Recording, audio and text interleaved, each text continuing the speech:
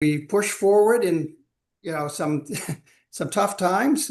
Obviously, a smooth sailing year wouldn't be the description of what's going on currently, but we're all hopeful and continue forward and focus on the practices that are so important to bringing,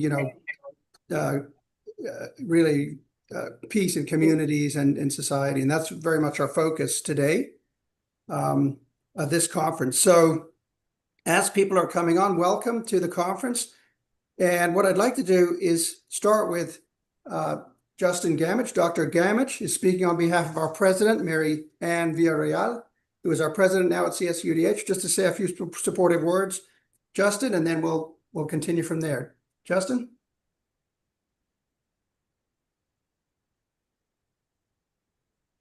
Can you hear me now?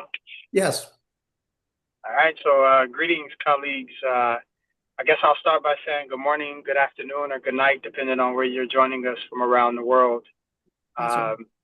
One thing that I am grateful is that you're here at this moment, joining us in a collaborative conversation, and welcome you all to this year's cyber conference. It's the 16th annual, which means that you all have been at it a long time. So appreciate the work that you all put forth and coming together to be able to discuss dispute resolution tactics, as well as being practitioners in the world, training new generations of trained specialists in this area.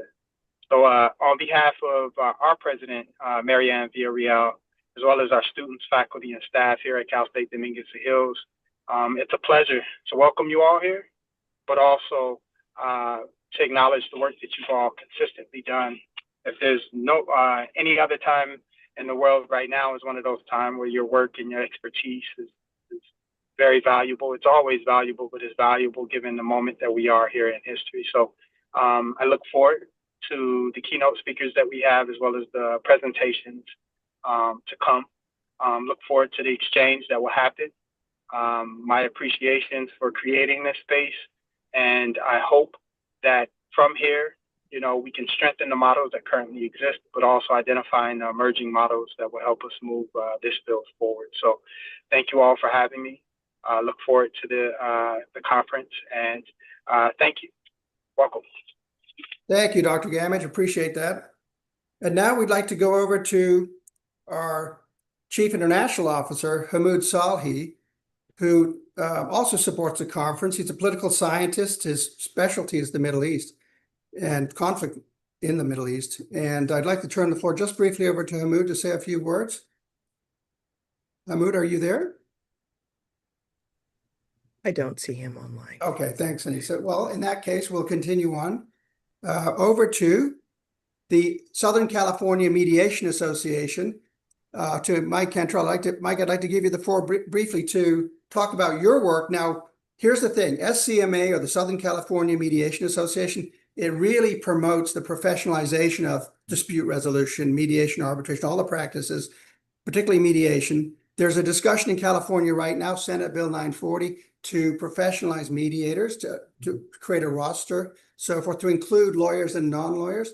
And SCMA is at the forefront of that work. And not only that, they have a yearly conference in the fall, and it's now national in scope. Mike, the floor is yours for a moment. You want to step in? Well, thank you so much for that wonderful introduction. I just want to clarify really quickly, Brian, we have actually had an update. We are now the statewide California Mediation Association. We have officially made the move to go statewide. We are bringing in members all across California already, so we voted to just formalize it. We are already going statewide. We might as well have a name that reflects it. So nice. Just to update you, yeah, we are now statewide California Mediation Association. And as you were saying, there is new updates in the law. Our organization is dedicated to not just benefiting mediators or practicing mediators in the field, it's about spreading awareness.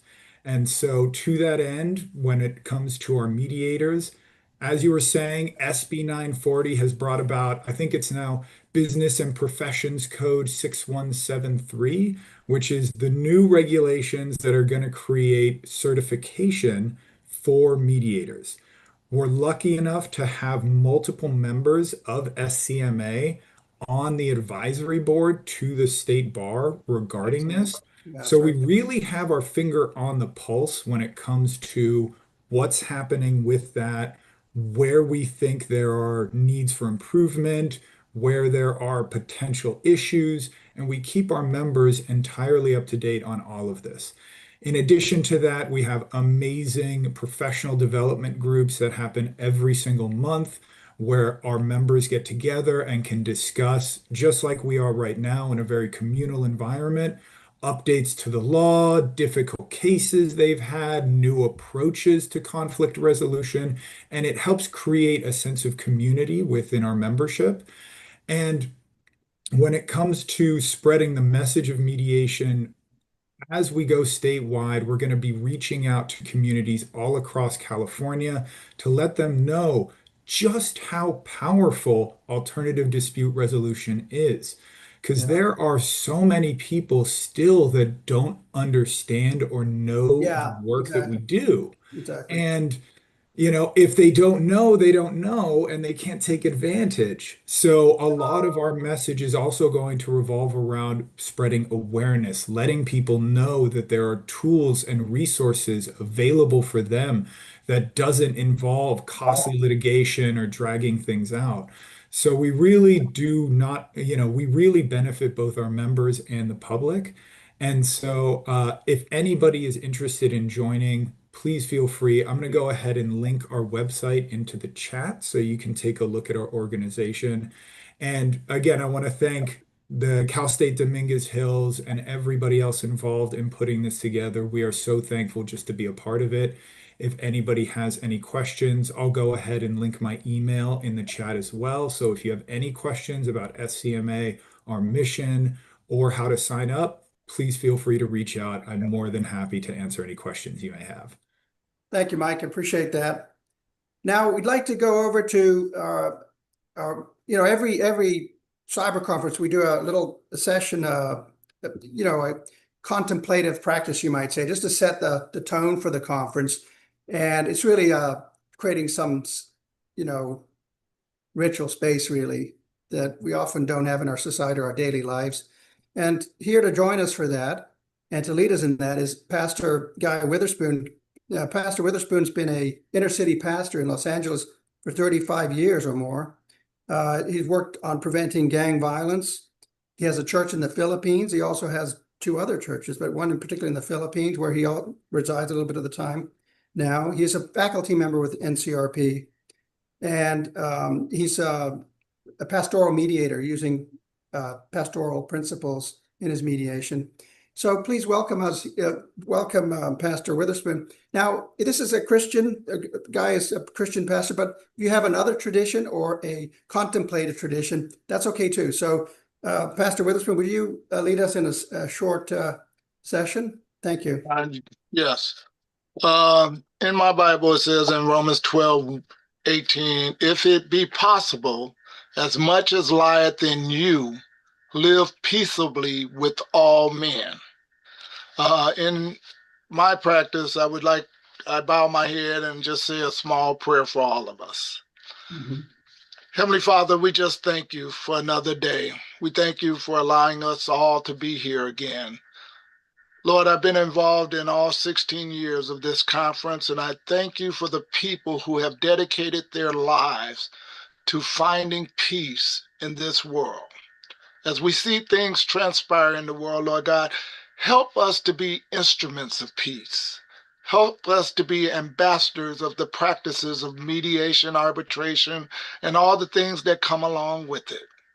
Mm-hmm. Lord, we ask that you would touch each and every one, that wherever they may be, that you may use them to make the world a better place. This I asked in Jesus' name. Amen. Thank you, Pastor. I appreciate that.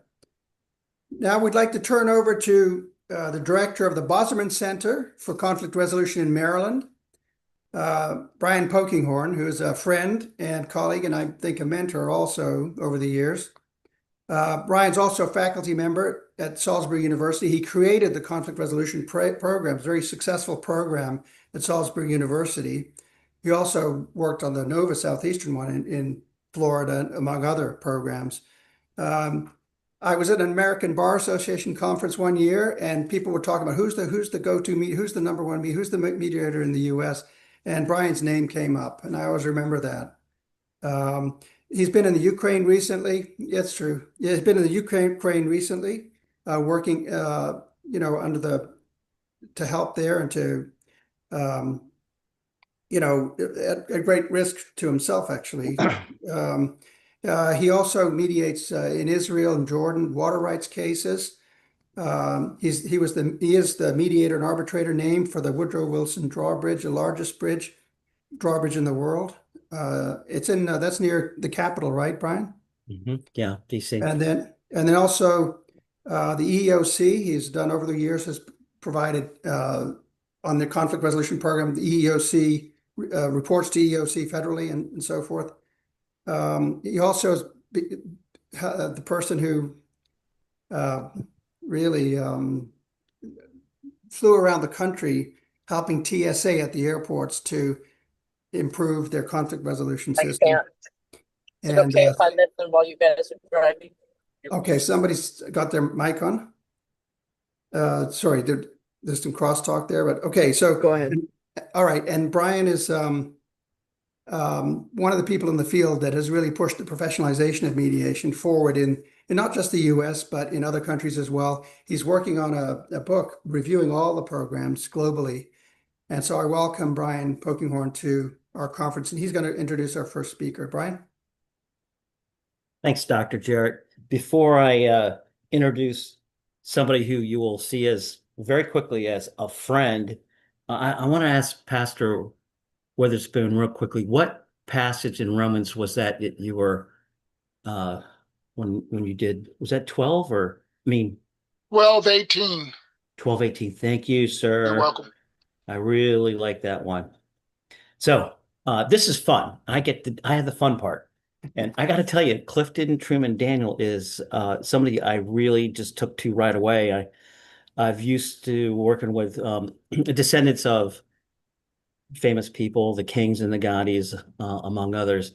And Clifton's just like the most relaxed, friendly guy. You felt like you've known him for your entire life. And he has been quite successful in quite a few areas. And he's the oldest grandson of President Harry S. Truman and Bess Truman.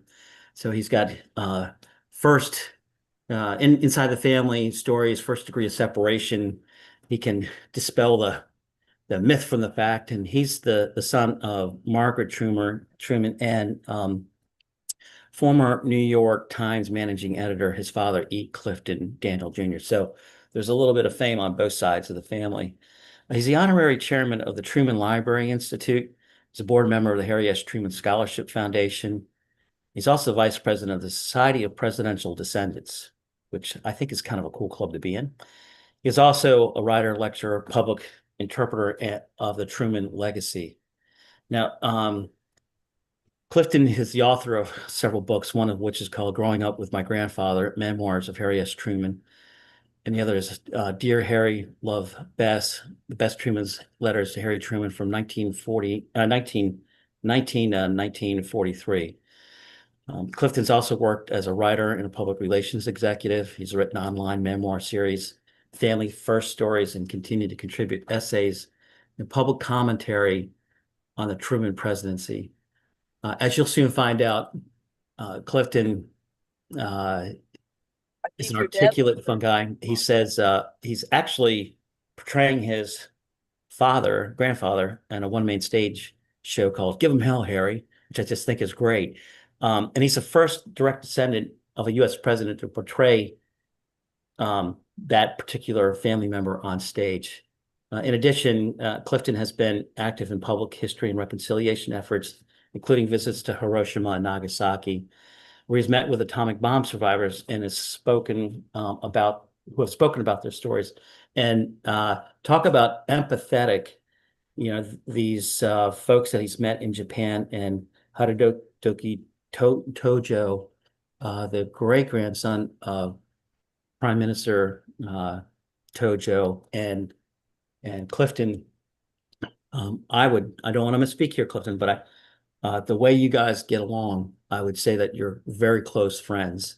And just recently, these two gentlemen gave a wonderful talk in our series at the center. It's called Descendants of Destiny. And so we've had like Churchill and Gandhi, and now we had Truman and Tojo. And given the fact that these their grandfather and great grandfather were on the opposite sides of World War II and were, these are our enemies. To see these two guys get along and promote peace and see the common ground and stand out and pull people in was inspiring. And I would just wish we had more guys, men and women, like Clifton, that could help us show the way. And this is how nice Clifton is. When I asked him if he would do this, he just said, "Sure." He said, "I've talked to my people, arrange this. We got to get him." He just said, "Sure." And I just like, that's par for the course. That's why that's why Clifton's such a great dude. He cares about people. So I'm going to end it there and hand it over to him and let's have some fun. So Clifton, the floor is yours. Well, thanks, Brian. That was about half my talk, so this is going to be short. And I don't have people. I have Polly, who is across the room, painting and waving her hands at you now. Thanks for that. It's nice to be with you all, even though we're all postage stamp size today. I'll start off by saying that my grandfather never spoke to me about the atomic bombings of Hiroshima and Nagasaki. It was a tough subject. I was young. He died when I was 15 years old. My grandmother, of course, lived on for another 10 years. Died when I was 25. So I knew them both, but Grandpa would never talk to me about it. That said, he would not have told me anything that he would not have told any of you about his reasons for authorizing the use of those weapons. He was remarkably open in print and speaking about why he did, what his influences were, what kind of advice he had gotten. He took responsibility for that decision and all others. So I grew up learning about the atomic bombs like anybody else. They were in my textbooks, my history textbooks. There wasn't much, and I don't know that there's still much today. Some of you might know better than I would on that. In my day, the history book on the atomic bombings, when you got to the end of World War II, it was a page, maybe a page and a half. It showed the ruins of Hiroshima, and there wasn't much. There wasn't anything, certainly, about what happened to the people on the ground, what happened to the people of Hiroshima and Nagasaki, except that you'd hear little bits and pieces and snippets about it. So I learned about it like anybody else, and I didn't learn a whole lot. Well, now, some years ago, and I want to say it's probably 2004, 2005, maybe longer ago than that. My son Wesley, who is now in his late 30s, he was 10 years old at the time. And I came home from work one afternoon, and I found Wesley in the living room wearing a happy coat. And he had the coffee table in the living room all decked out with sushi and green tea. And he had cushions all around the table. And we all sat down and had a Japanese dinner. It was kind of hard on our knees, the older ones of us, but the reason for this was that his teacher, Rosemary Barilla, had taught them the story of Sadako and the Thousand Paper Cranes in school. Now, I'm pretty sure that all of you know that story. Am I right about that? That I wouldn't have to No, might want to just refresh us on that. Okay, all right. Sadako Sasaki was 2 years old when the bomb destroyed Hiroshima. Her older brother Masahiro was 4. The family was outside. They were inside eating breakfast, and they all went outside because a B-52 was flying over. And in those days, the B-52s were a novelty to the Japanese. They hadn't dropped anything on Hiroshima. They were flying at 25 or 30,000 feet, and they all went outside to look at it. And their grandmother said, okay, stop that. You haven't finished your breakfast. Get back inside. And the minute they turned around, the bomb exploded. Little boy exploded. It flattened their house, flattened the neighborhood, terrible destruction all the way around. Masahiro and uh, Sadako survived the bombing, but 9 years later, Sadako was diagnosed with leukemia brought on by radiation. And in order to help in her treatment, she folded more than 1,000 paper cranes. I'm sure you all know the crane is a symbol of health and life in Japan. And she folded more than 1,000. Sadly, it did not save her. She died at the age of 12. She's buried with most of those cranes. And not long after she died, her family and friends got together and put up a memorial to her and to all of the children who were killed or wounded or sickened by the bomb. And I believe it was the first memorial in what is now Hiroshima's Peace Park. That was the first story, the first personal story of Hiroshima or Nagasaki that I had ever heard.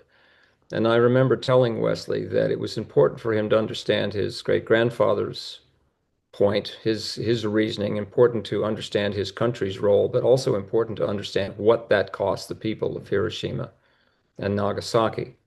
And again, Rosemary didn't just give them the book.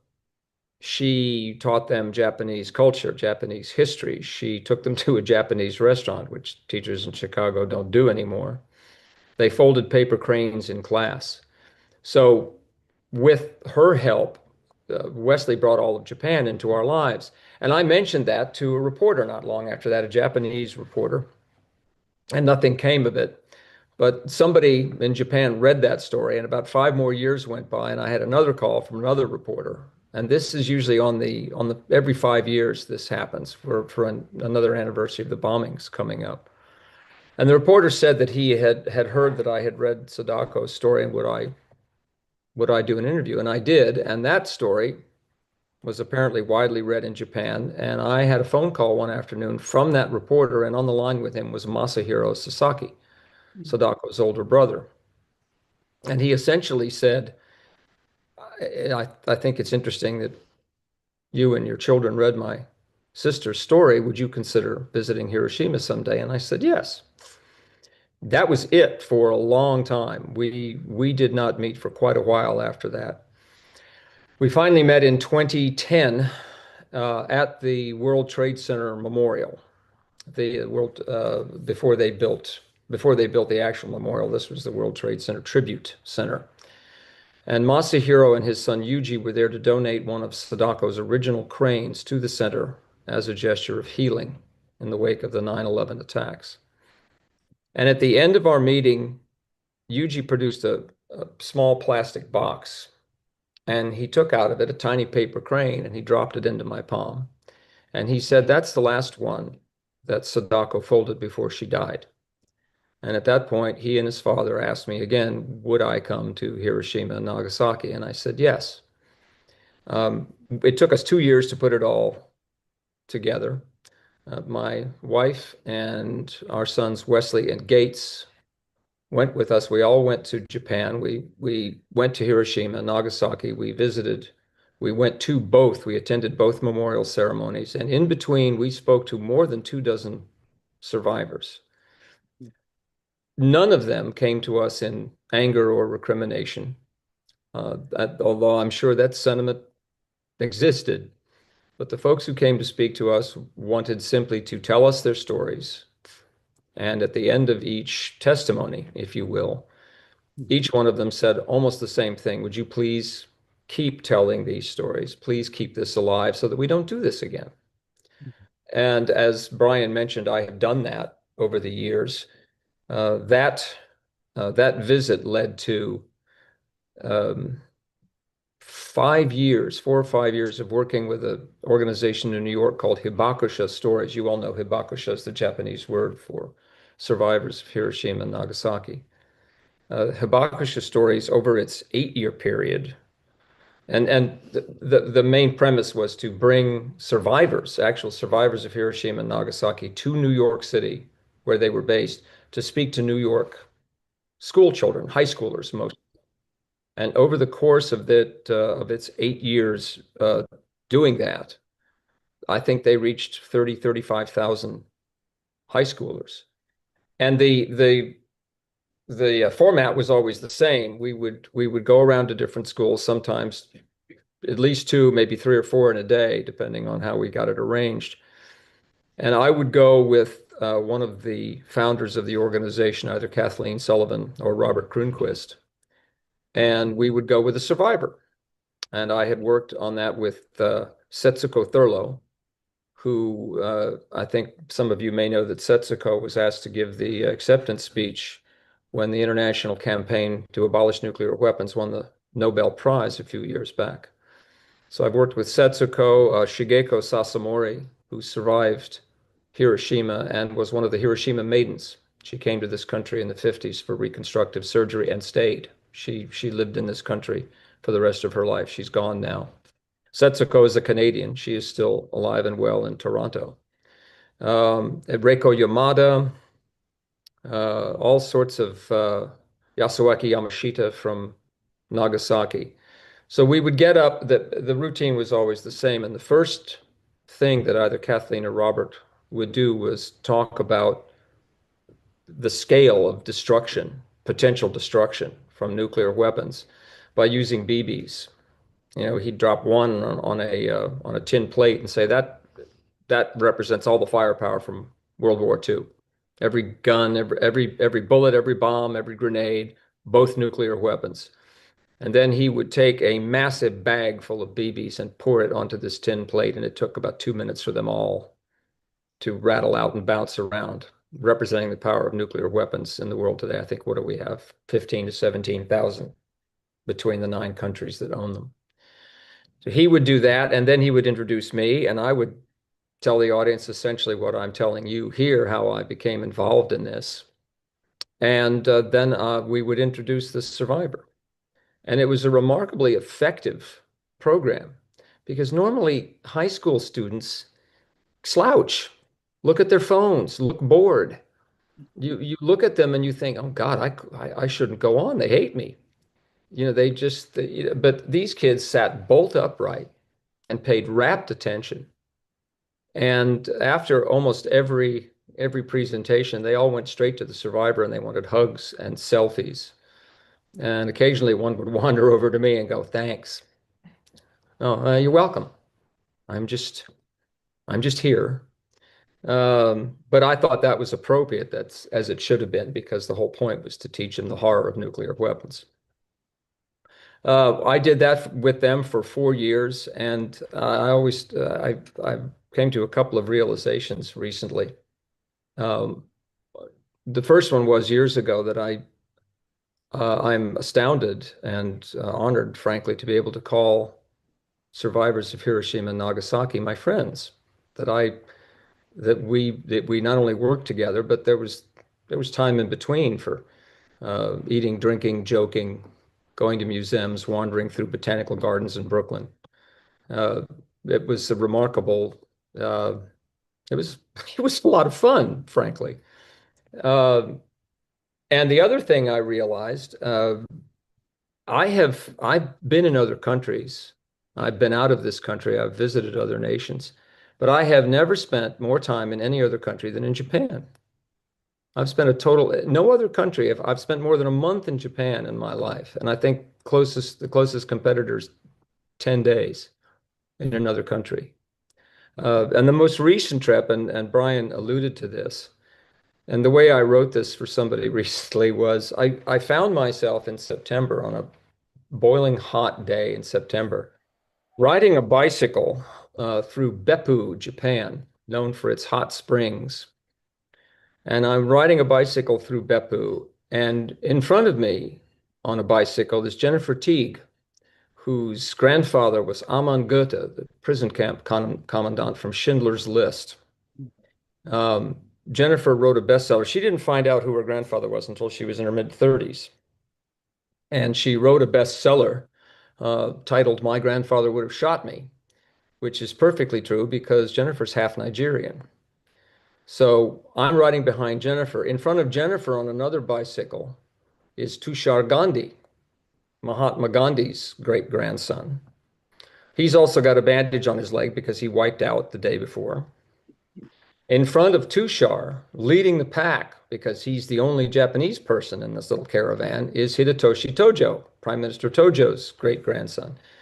Hidetoshi is also wearing bandages because he had also wiped out the day before. So it was surreal. I am riding a bicycle behind the descendants of Aman Gota and Mahatma Gandhi and Hideki Tojo through Japan, trying to keep up with them. This whole tour was organized by a group called Hope 80, which is led by a Buddhist monk named Ryoku Endo in Kyoto. And Ryoku is also the founder of Tao Shiatsu. This is a group of his colleagues, practitioners, students from all over the world. We had Austrians, we had Canadians, of course, Japanese, Indians. It was from all over the place. And the idea was it was something similar to that Brian and I did with Hidetoshi a couple of weeks ago, the Descendants of Destiny idea, that they paired us off. Tushar was paired with Lucy Sands, Winston Churchill's great-granddaughter, when they were in England. Lucy couldn't make it to Japan with us. Unfortunately, she had a recurrence of cancer that she's been fighting. I think she's doing well, but she didn't want to make the trip. I was paired with Hidetoshi, and Jennifer was paired with Magali Brosh, who is an Israeli granddaughter of Holocaust survivors and an Israeli peace activist. So the idea was to simply be together. The most effective thing in all of this wasn't, and we said different things at different venues. We had big crowds in Hiroshima and Nagasaki, 400 or 500 people. And in other small towns, we had smaller crowds. Sometimes the mayor and the city council would sit out front of City Hall while we biked in, and we would ride in our vans to within 2 or 3 kilometers of the town and then climb on our bicycles. So it looked like we'd ridden over half of Japan, but we had not. Mostly because the Gandhis and Tojos kept wiping out. So we would ride into town and we'd do a program and get on with it. And I think toward the end of that, we did the expo in Osaka. And we had all said different things, but in the end, we wound up most of us just saying, the important point here is that we're standing next to each other. We're friends. We can talk about this. Going forward, I am trying to get Hidetoshi and Ryoku to the Truman Library this fall sometime, because Hidetoshi and I talked about just doing a program together where we talked about our ancestors, my grandfather and his great-grandfather, all in the name of understanding. How did you get into this in World War II? How did it start? What kind of a person was Hideki Tojo? What kind of a person was Harry Truman? Just to do a sort of a personal stories of that. And Hidetoshi also wants to come to Missouri because apparently in the area around Fort Leonard Wood, there is a man who is a grandson or a great-grandson of one of Prime Minister Tojo's jailers. And he apparently has a piece of the rope that was used to hang Prime Minister Tojo. And Hidetoshi would very much like to see that and talk to this guy. For years, he has been sort of rehabilitating his family. It was very hard for them in the wake of World War II. They were shunned. Very hard for his grandfather and his father to find work. But Hidetoshi has sort of brought that back without turning the prime minister into a complete hero, but turning him into a human being again. And again, it was a lot of fun. You'd expect, I don't know, maybe I'm probably preaching to the choir here. Everybody expects peace activists to be very serious, very, very earnest and very serious. No, not even close. Tushar Gandhi is probably the funniest person I've ever run into. And I'm normally the joker in a crowd, as Polly will tell you. I took a back seat to Tushar Gandhi. Everybody enjoyed each other's company. We got along well. We had discussions about our ancestors, but mostly it was, where do we go from here? How do we move forward. So it's been an interesting trip. None of this was anything that I ever envisioned. Again, it all came to me, and I think that the only thing incumbent on me was, as Brian said earlier, the only thing incumbent on me was to say, "Yep, sure." I think I've run out of things to say, Brian. Well, that's great. That's very good.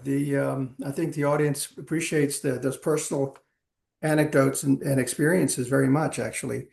And yes, you are among friends here. A lot of the people here are very much supportive of restorative practices and peace building. Absolutely the case.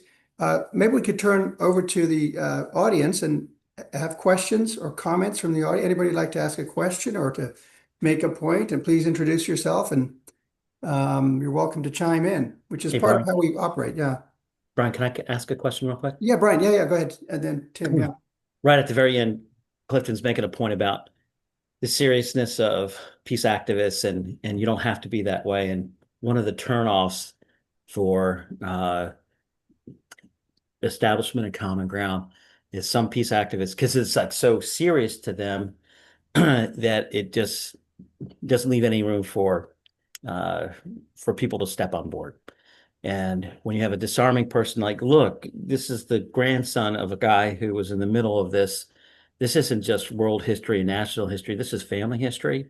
And they're able to get along and show some great humanity. That really is a magnifying thing. It pulls people in. And I think if more folks in our field took that perspective rather than this almost like I'm on a crusade and I need to be combative, then we'd have more people seeing what we do as something that's worthwhile. It fulfills a whole bunch of personal drives and motives. It might be have a spiritual connection, things along those lines. And I just I've been at it for 40 years, and I have friends that just they're incredibly serious. They're too serious to the point like you're a buzzkill. I mean, that's the only way to professionally put it. You're just a buzzkill, man. And then you've got people who are out there who have had the worst things happen to them, and yet they're the most forgiving and understanding. And, I'm not going to say anything too terribly bad about you. And yet they kind of show you some people can be more humane than others.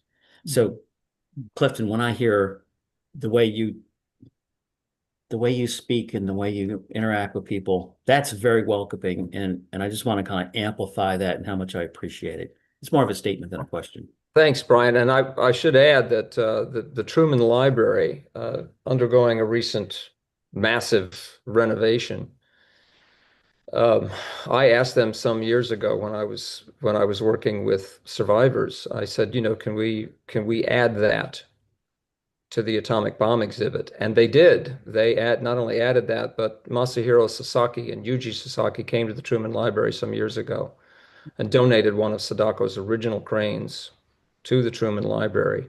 And it sat in its own glass display case for a while until it was worked into the atomic bomb exhibit.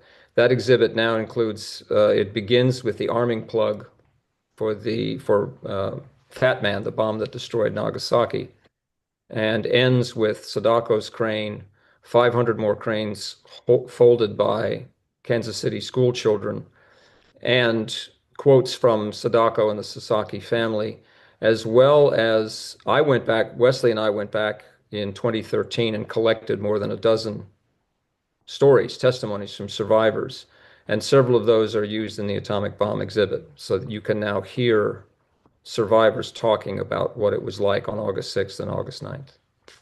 So that's included with the exhibit. So Tim, I think, has a question, and then Anissa, could you call out some of the folks who are trying to chime in? I can't see them all. Absolutely. Thanks, Anissa. So Tim first.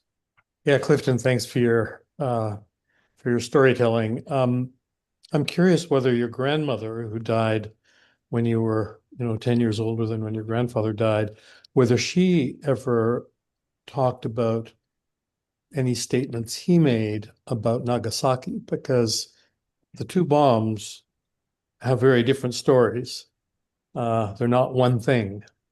So I'm curious to know whether she talked about that with you in any way. And then the other thing I would say just very quickly is so important, these connections you're talking about, and in the way that Brian mentioned, and yet, and to be perhaps as serious as Brian wants us not to be, and we evidently have a lot more work to do with leadership, as evidenced by what's happening today.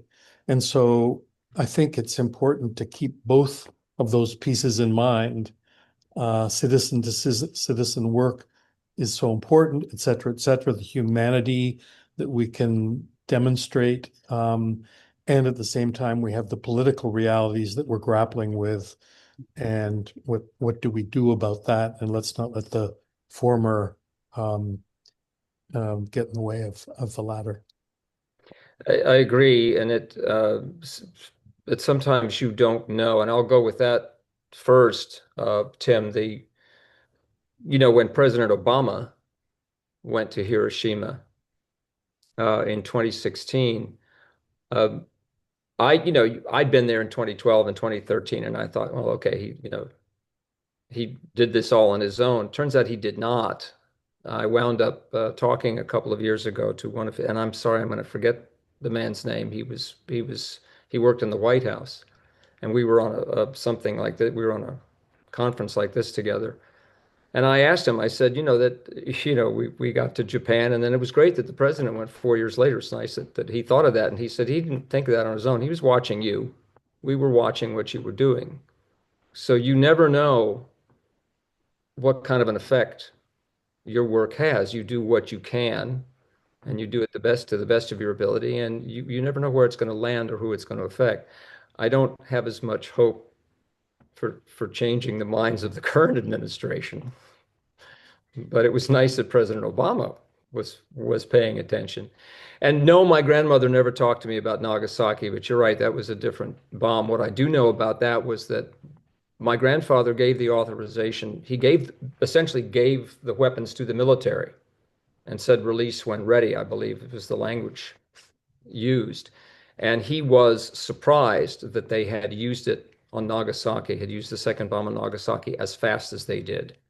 He thought that it shouldn't have been so hasty with that. And at that point, he took back control of nuclear weapons and brought it back to the White House where it is today. Because his quote was, "I don't want some dashing lieutenant colonel to be the one to decide whether one of those damn things is used or not." So, but my grandmother never spoke to us about that. And we had at the Truman Library some years ago, there's a program in the Truman Library called the White House Decision Center in the basement of the building in Independence. Is done up like the West Wing. And school children come in and work with declassified documents from the Truman administration on several scenarios, the atomic bombings being one of them. Recognition of Israel is another, Berlin airlift is another, for example. We had a group of 6 college students from Japan from Ritsumeikan University, and we paired them with 6 students from the University of Missouri. And they did the atomic bomb scenario together. And together they came up with, yes, the first bomb should have been used, but the second one was used much too quickly. So mirroring what my grandfather thought. Excellent. Let's go to George. George Wong, you can go ahead and ask your question. Yes, thank you so much. I believe there was somebody else who was before me, but maybe they put their hand down if they, I think I he don't put know. his hand down. Okay, Go great. ahead. Yeah, thank you so much. My name is George Koichi Wong. I'm a Peace Research Fellow at the Ikeda Center for Peace Learning and Dialogue. And Clifton, thank you so much for sharing. We do a lot of work on nuclear disarmament and education, and I was very curious about what you were saying about, talking to high school students, because we also are trying to engage middle school and high school teachers to include nuclear disarmament education in their curricula. And we're actually organizing a conference at the end of this month here in Cambridge, Massachusetts. But I was curious, did you ever experience any difficulties or pushback from teachers who say this is not appropriate for students, or we don't have the resources, or anything like that? No, we didn't. And Kathleen, Dr. Kathleen Sullivan and Robert Kronquist, Kathleen is a lifelong disarmament educator and advocate, and Robert is he's done a lot of things in his life, but primarily a school teacher. They were the ones who set all this up, so any pushback would have been up front with them, and I don't remember any of that. This was every school that we went to welcomed us. And like I said, the kids sat up and paid attention. And they had a good format for it. That BB demonstration will scare the hell out of you. But the kids, we didn't have any pushback, and it was, to me, very effective. Like I said, I've talked to high school students before that, and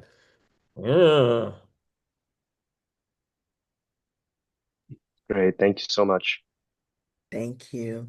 Other comments, questions? Oh, so Elliot, you're back up. Go for it. Yeah, hi. I'm a student of NCRP at Dominguez Hills, and my question is about how these peacemaking techniques can be used, with our current situation. I mean, we're currently actively in a war against Iran. There's a lot of hate, not just amongst the world leaders. It's not just Netanyahu and Trump. I mean, there are people who are willing to fight in the name of Israel. There's a genocide in Gaza.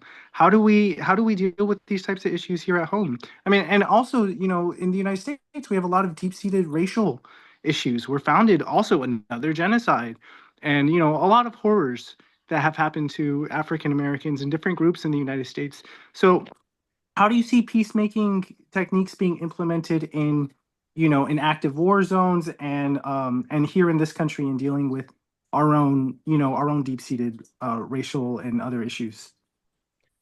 Well, Elliot, that question's a little bit above my pay grade. I only know, what I've done with the primarily over the bombings in World War II with Tojo-san and Masahiro and Yuji, and that's putting people together. I don't know if those. I don't know how well those would work in the current situation, but I think that with anything, the way to get past a division, at least one of the ways to get past a division, is to not have it, to talk to people, to hold out a hand rather than throw out a fist.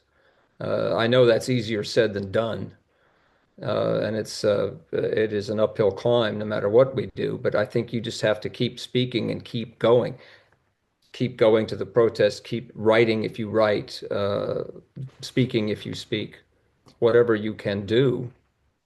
We're all limited in what we can do, but to do whatever you can and just keep going. That's very good. Yeah. Other comments or questions? You're welcome to chime in. This is an opportunity. I had a question from my own living room. No, folks, you better answer that one, boss. No. Yeah, my grandmother hated that, by the way. Every time my grandfather introduced her as the boss, she's like, no, don't start that. Uh-oh. Yeah. And then they stuck it on my mother, and here's the boss's boss. My mother actually liked that, so. Jackie Lee. Hi, I'm a NCRP in the master's program, and I've been to Japan many times because, like the Ikeda Center, I'm an SGI member, and we have an active peace movement. But there's not too many.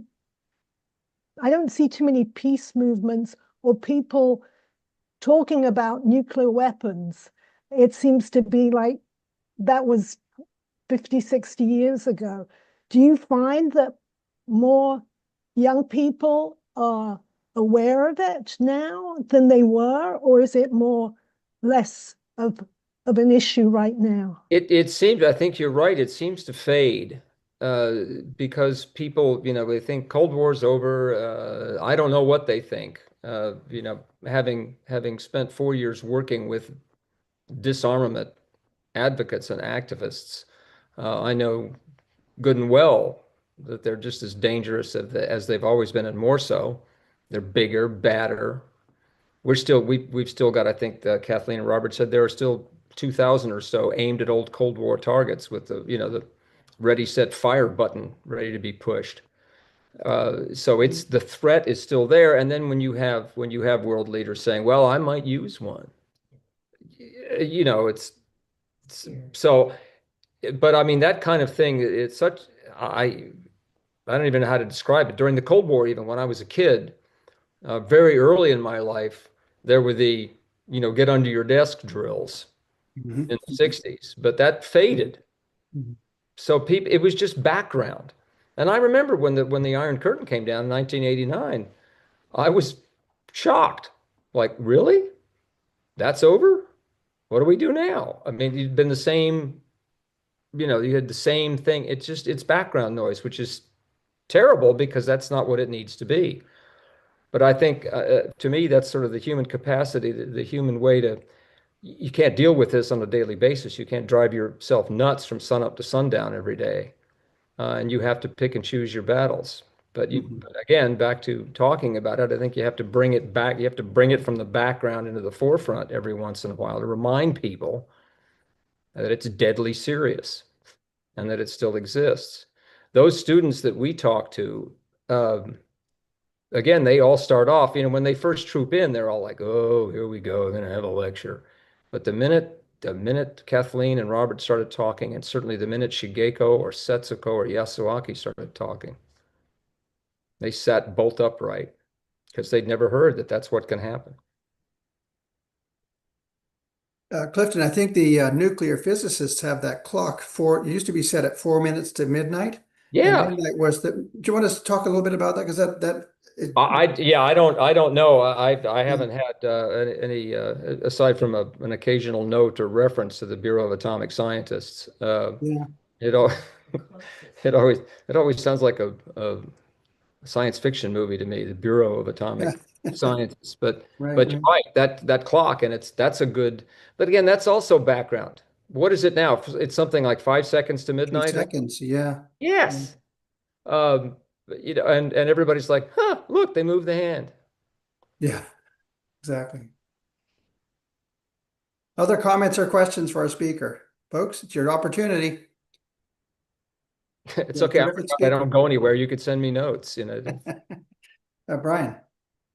I was just going to say, Clifton, one more time, how much I appreciate your flexibility and friendship and saying, sure, I'll do this. And you don't know any of these guys and what we're up to, and you're just right on with it. So thank you. You're welcome. Gets me into more trouble. Thank But you. is also taking me to some very good places with some very good people. So thank you, Clifton. Really appreciate that on behalf of the group. You're welcome. Thank you all for listening. Appreciate it. All right. We're going to move on now, and we can keep the discussion going. But we're going to move on now to therapeutic jurisprudence as a practice. And there, we're looking at our speaker, Sophia Lucio, Sophia, from Athens, Greece. And she is on the executive. Hello. Hey, Sophia. She's on the executive of the International Society for Therapeutic Jurisprudence, an active trustee.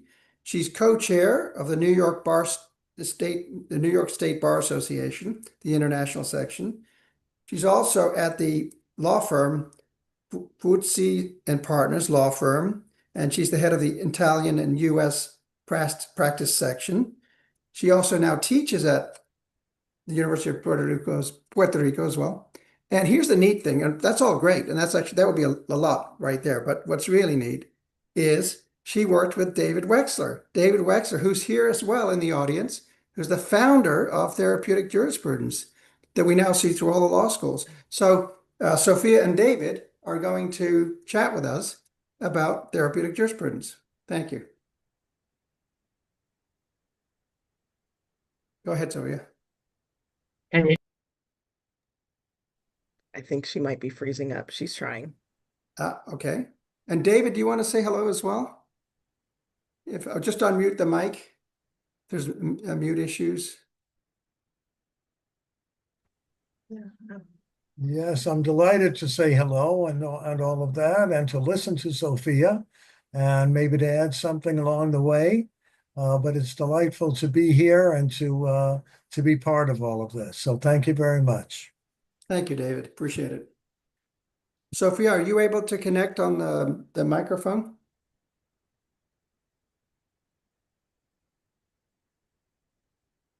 These things sometimes happen.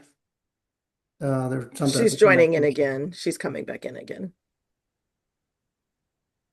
She should be there momentarily. So in the meantime, therapeutic jurisprudence, just for everybody to know, is again, David Wexler and Bruce Winnick founded this entire way of looking at law. And now it started with judges in the legal system, but now it's gone into all kinds of different practices, restorative practices, and connects with the restorative practices in some really interesting ways.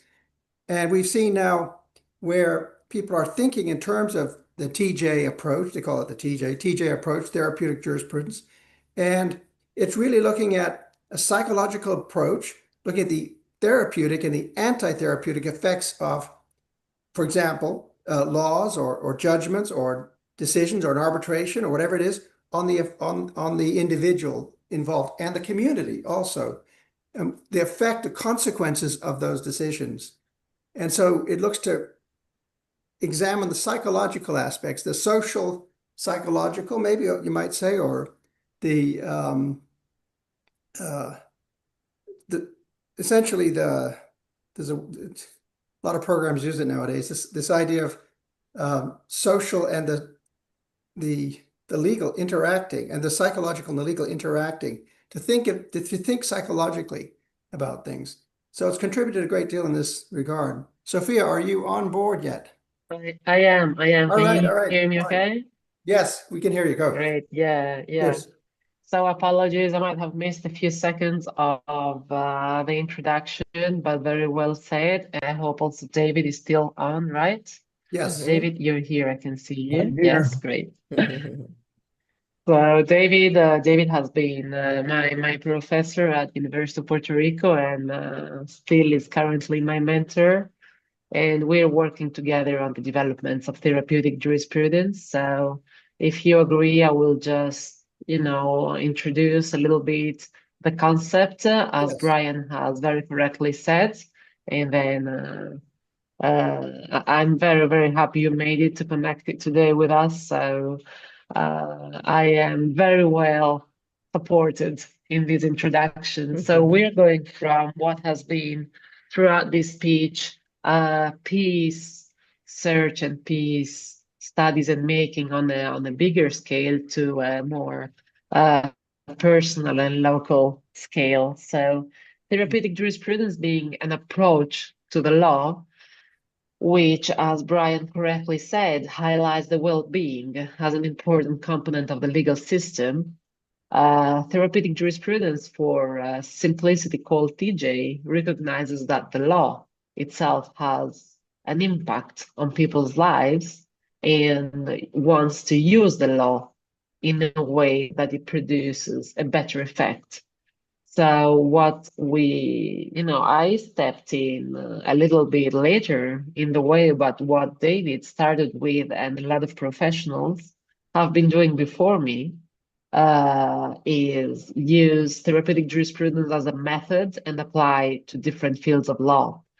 So now it has become a very, very internationally widespread discipline, studied, applied, and used in different fields of law, both by attorneys in different courts around the world. So we have colleagues that are part of the International Society for Therapeutic Jurisprudence coming from different sides of us. So, we're meeting online involving scholars, judges, attorneys, social workers, psychologists, anyone who is interested in applying the law in a way that it can have better results. Now, talking about better results, the doubts and the questions I often get is, are we talking about applying the law in a different way than it should be applied? Like, are we talking about getting around the rule of law, or are we talking about applying the way in a different way to different kinds of people? Or are we talking about going lighter on punishments? You know, what are we talking about here? So, as Brian also introduced, we're talking about taking care of the wellness of all actors. So maybe not just the perpetrator, so looking into rehabilitating some people, but also the victim, how it's treated throughout the legal process, but also professionals involved. So as attorneys, we are very much famous for being burnt from our career. So a lot of attorneys in a very young stage usually leave the profession because they can't cope with the reality of daily lives, and they were expecting something different. They were taught at law schools. So one branch of therapeutic jurisprudence that is the way I'm going personally and being supported by David to do so is to develop the introducing of therapeutic jurisprudence in teaching in law schools so that we can expose students in their early careers to dignity, compassion, humanity, all pillars and principles that found TJ. We want to open law students' minds and show them that there is a Anissa, we may have some trouble with the connection, Agreed. internet connection. Right. That's her connection. Yeah, she did drop. So she If may be she joining if she again. turns off her camera, that might be helpful. Right, but I think she's already dropped. She'll probably join in just a second again. David, did you want to step in the meantime to chat and say a word or two? Yeah. Well, I really want to hear Sophia. Yeah. But yes, therapeutic jurisprudence has been, for me, a wonderful project and has really changed my life very much. With myself and my colleague, we decided that we should really look into the law and how it works and whether we could make it better. And that's really what we've tried to do, and I think we were successful in doing that. So we had various options where we worked with the law and made it better, and had other people then joining that, and that's kind of the way it worked. I think it would be really much better for Sophia to really get into it if and when she's able to get back to that. But that's really the gist of it, is that the law itself has lots and lots to offer. And it's not just something where we go in and do something and make an article about it or this or that, but rather if we try to see what the law is involved in and how we can make the law better, how we make it better in many different ways. So that's really been it. It's a very simple process, really, if you think about it. And that's really what we've been doing, and it's been working. Yeah, to look at the therapeutic and the anti-therapeutic effects of laws instead of taking that for granted. Like a lot of people, they don't look into that. Yes. Or even trained in that at all. That's right. They're not really, but we try to make it so that they are now trained in it. We want them to know what the law is about and how it operates and how it can operate in a way that will be really helpful to people. That's the main aspect of it. Yeah. And it really has worked. And if Sophia is able to come back, she's going to really be able to give you great opportunities. I appreciate that, David. Tim, do you want to? I'm back. Thank you for picking up. Okay. She's back. All right. Thank you. Go ahead, Sophia. And then Tim, do you have, Tim had a question though too. Well, I was just going to say, and I should let Sophia go on, but I was just going to say, it seems to me that there's maybe different realms. There's the laws themselves and how they're applied. There's how practitioners practice, how they see their relationship to the law and to society. And then there's also the structural issue within which the laws are engaged. So yeah, fascinating way to think about how we apply the legal system or improve the legal system. Yes, absolutely. Sophia? Yeah, thank you, Tim. Exactly, that is correct. And again, there are different ways to work with TJ.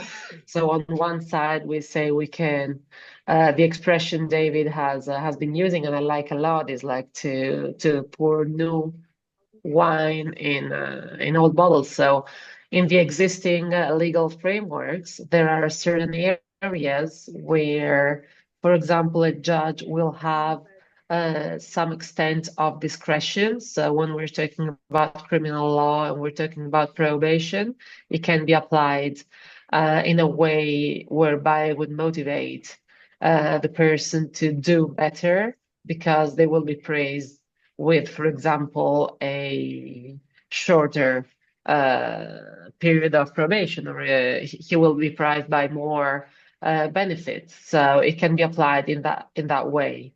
No wine in old bottles. Yeah, that is it. So in other ways, we are also looking to develop the law and the legal frameworks in a way that in the future it is taken into consideration the way in which people are heard in front of a court, and also the way how the law is applied to them. So there are several studies that show, for example, that inner motivation is stronger than something that has been ordered for you to do. So if I decide myself that I will follow these steps to solve this problem, I am more likely to do it rather than if someone else has told me to do so. This is to say that if people are giving voice, but voice about what? In court, and they are asked, this works very well, as we have studied in TJ in different courts around the world, especially with juvenile cases, where we are facing young people that have maybe committed a light crime in their early age, and there is a lot of space for rehabilitation. Basically, if we're asking them, you know, what do you propose you do? What do you think the problem was? Do you notice a pattern in your behavior, you know? And they come back to the judge and they come back saying that, yes, indeed, I can see that every time I hang out, for example, that group of people, I end up getting in trouble. So there is an extent of discretion the judges can use to follow up with those people. And if they do so, those people feel heard, they feel motivated, and they feel they are choosing the path of getting better with their lives. So we have studied that does work. And that is an easy example with criminal law, but we have applied TJ in all kinds of law. So another easy example is family law, for example, whereby globally there is a movement for taking into consideration the feelings of the parties, but especially the interest of the minors if there are children involved in a divorce.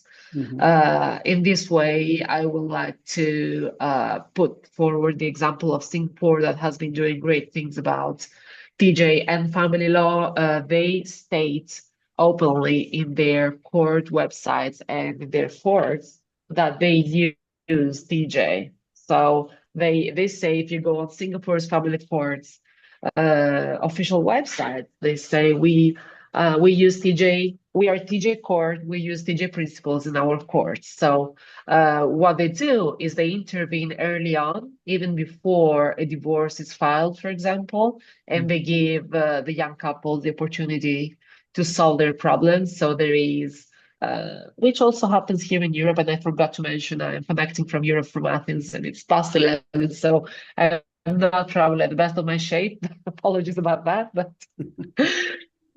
But so here we have mediation that is compulsory before filing with court for divorce or for any other family law cases. So TJ tries to find a way to apply the law, doesn't want to go around the law, wants to apply the law, but to get better results. Can you hear me still? Yes, it's good. You're good. Yes. Am I People are frozen enjoying again? it. I hope Go ahead, not. Sophia. People are enjoying the conversation, getting lots of good comments. Yeah. You're good. Oh, did we lose you? Yep. I think she thought she wasn't in. So she dropped. She'll probably join in again. That was actually solid. Oh, good. Um, Okay. and So, sorry. I just wanted to let you know that Dr. Salhi is also here. Okay, we'll hear from thank you, from Dr. Solly in a moment, but I just want to make sure we stay on TJ for the moment. There's some issue of whether how RJ connects with TJ. A lot of restorative practitioners in the room here will be wondering how TJ can connect with the restorative practices and that intersection. And that's a big question, I think, that's currently, which is a good question, and it's a good sign because it means that these practices are now getting shared more. As Mike Cantrell said at the beginning, we need to get the word out of the public. So now we're seeing these practices shared. That question is coming up. How does TJ interact with the RJ, restorative justice movement practices and so forth? And so, Sophia, if you're back on, maybe that would be a question to tackle there. How does RJ and TJ interconnect? Or you have a lot of supporters among the RJ people, but you also have people who are wondering from the restorative side, restorative practices side, how TJ connects. So we do have many, yeah, thank you, Brian. And sorry again, I keep falling off. I'm not sure what's wrong with my Wi-Fi. But so we have plenty of areas where we work together. So TJ and RJ have many common grounds, such as those principles I mentioned before. What I understand from my studies and from my interest into the subject is that TJ is a wider subject. It does include RJ practices, but it also includes other things. So it does include, for example, I heard at the beginning of this conference, we had representatives of mediation associations. So we do include, for example, all the alternative dispute resolutions that, and quote what people said at the beginning of this chat. They said, you know, we're looking to solve the conflict and not to drag it in courts forever. So this is part of our principles as well. So RJ, restorative justice, you know, it's part of TJ in the sense that we're looking to restore. We're looking to, you know, try and put things back to the state they were before the damage was done. But it's not just that. So restorative persons would say in court to give voice, like to the person, and in particular, TJ would say to give voice about what, you know, what are we looking for? So we're looking to rehabilitate a perpetrator and offender so that as I might have said before, like recidivism is one of the biggest problems worldwide. Like in my studies in all continents, recidivism is like the biggest problem. Yeah. So we try to rehabilitate the person after they have spent some time in a jail, and then they get out, and within 6 months, if they don't have a house, if they don't have a job, if they don't have a network they can rely on, they're probably back in. So there's something wrong there, and that is where the law is not being effectively applied, because then this is an expensive process also for everyone, like to have persons go in and out again and going through court procedures again. It's not just for them, it's for the whole community. It really doesn't work, and you have like more perpetrators going out there, and you have more expenses for all these procedures. So there is a space where we overlap, but I think TJ comprises more. And I don't know if David, and you still hear David, sorry, keep falling off. But if I said that correctly, or if you would like to add something to that. Just unmute you, yes. Very correctly. Ahora lo puedes. Definitely. Well, yes. Am I supposed to Okay. Thank you. So yeah, Brian, I think there are many areas where we share principles and we share procedures with RJ, but I think it's a bigger concept, TJ. Okay, so we can understand how a judge might use, for example, TJ, in crafting a decision where you might look at the therapeutic and the anti-therapeutic effects of for example, a judge's order. how might a mediator or for example, an arbitrator or a restorative practitioner take advantage of some of the TJ ideas in their restorative practices? Any ideas on that? Yes, so Okay. mediators often do TJ without calling it TJ. To be honest, there are a lot of practices that are common to TJ. I see Michael nodding. You can chime in, Michael. Yeah. So mediators often, do use all the principles that we have mentioned, probably without calling them TJ.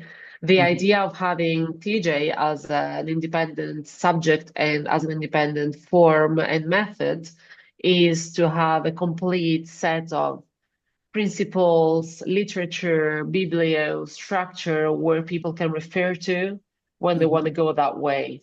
So, for example, we're having this conference in October. I have mentioned to Brian of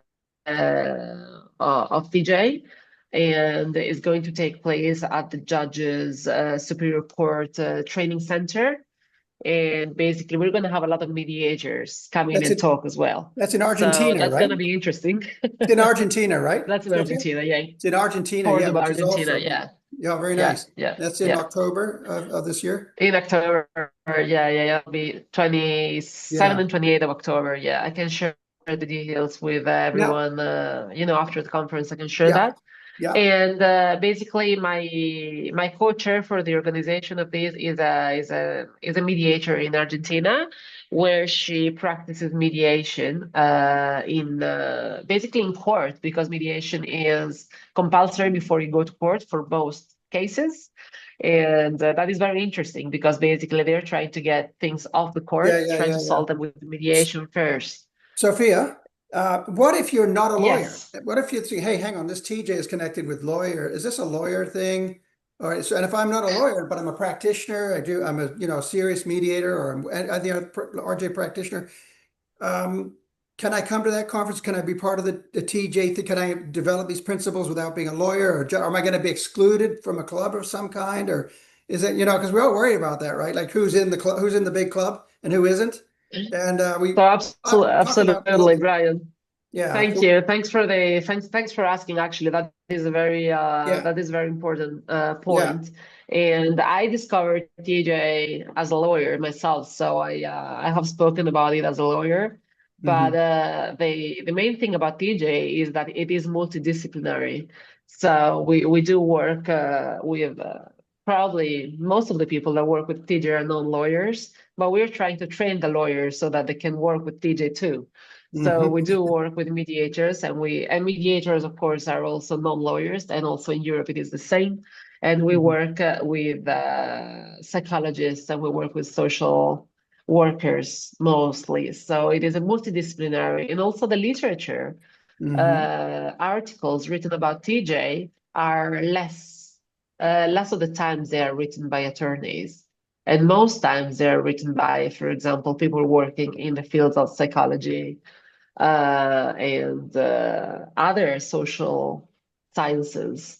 What we're trying to do is to bring it into the field of lawyers, because it does concern the law and how the law is applied, so that the lawyers are trained. So, Michael, also, I see you there, so nodding, so that, sorry, I refer to you, but correct me if I'm wrong, what we're doing here in Europe as well is all mediation associations, through their support of the bar associations, they're trying to train the lawyers to be able to support a party also during a mediation, because if the lawyer is not supporting there, and there are certain procedures where the parties need to be assisted by lawyers, there are certain others where they can go to the mediator independently without a lawyer, but there are certain procedures where they need to be assisted. Each party has to have their own lawyer, but if the lawyers are not trained with the principles of mediation, for example, they will obstruct the path, and they will not facilitate the resolution of the problem through mediation for different reasons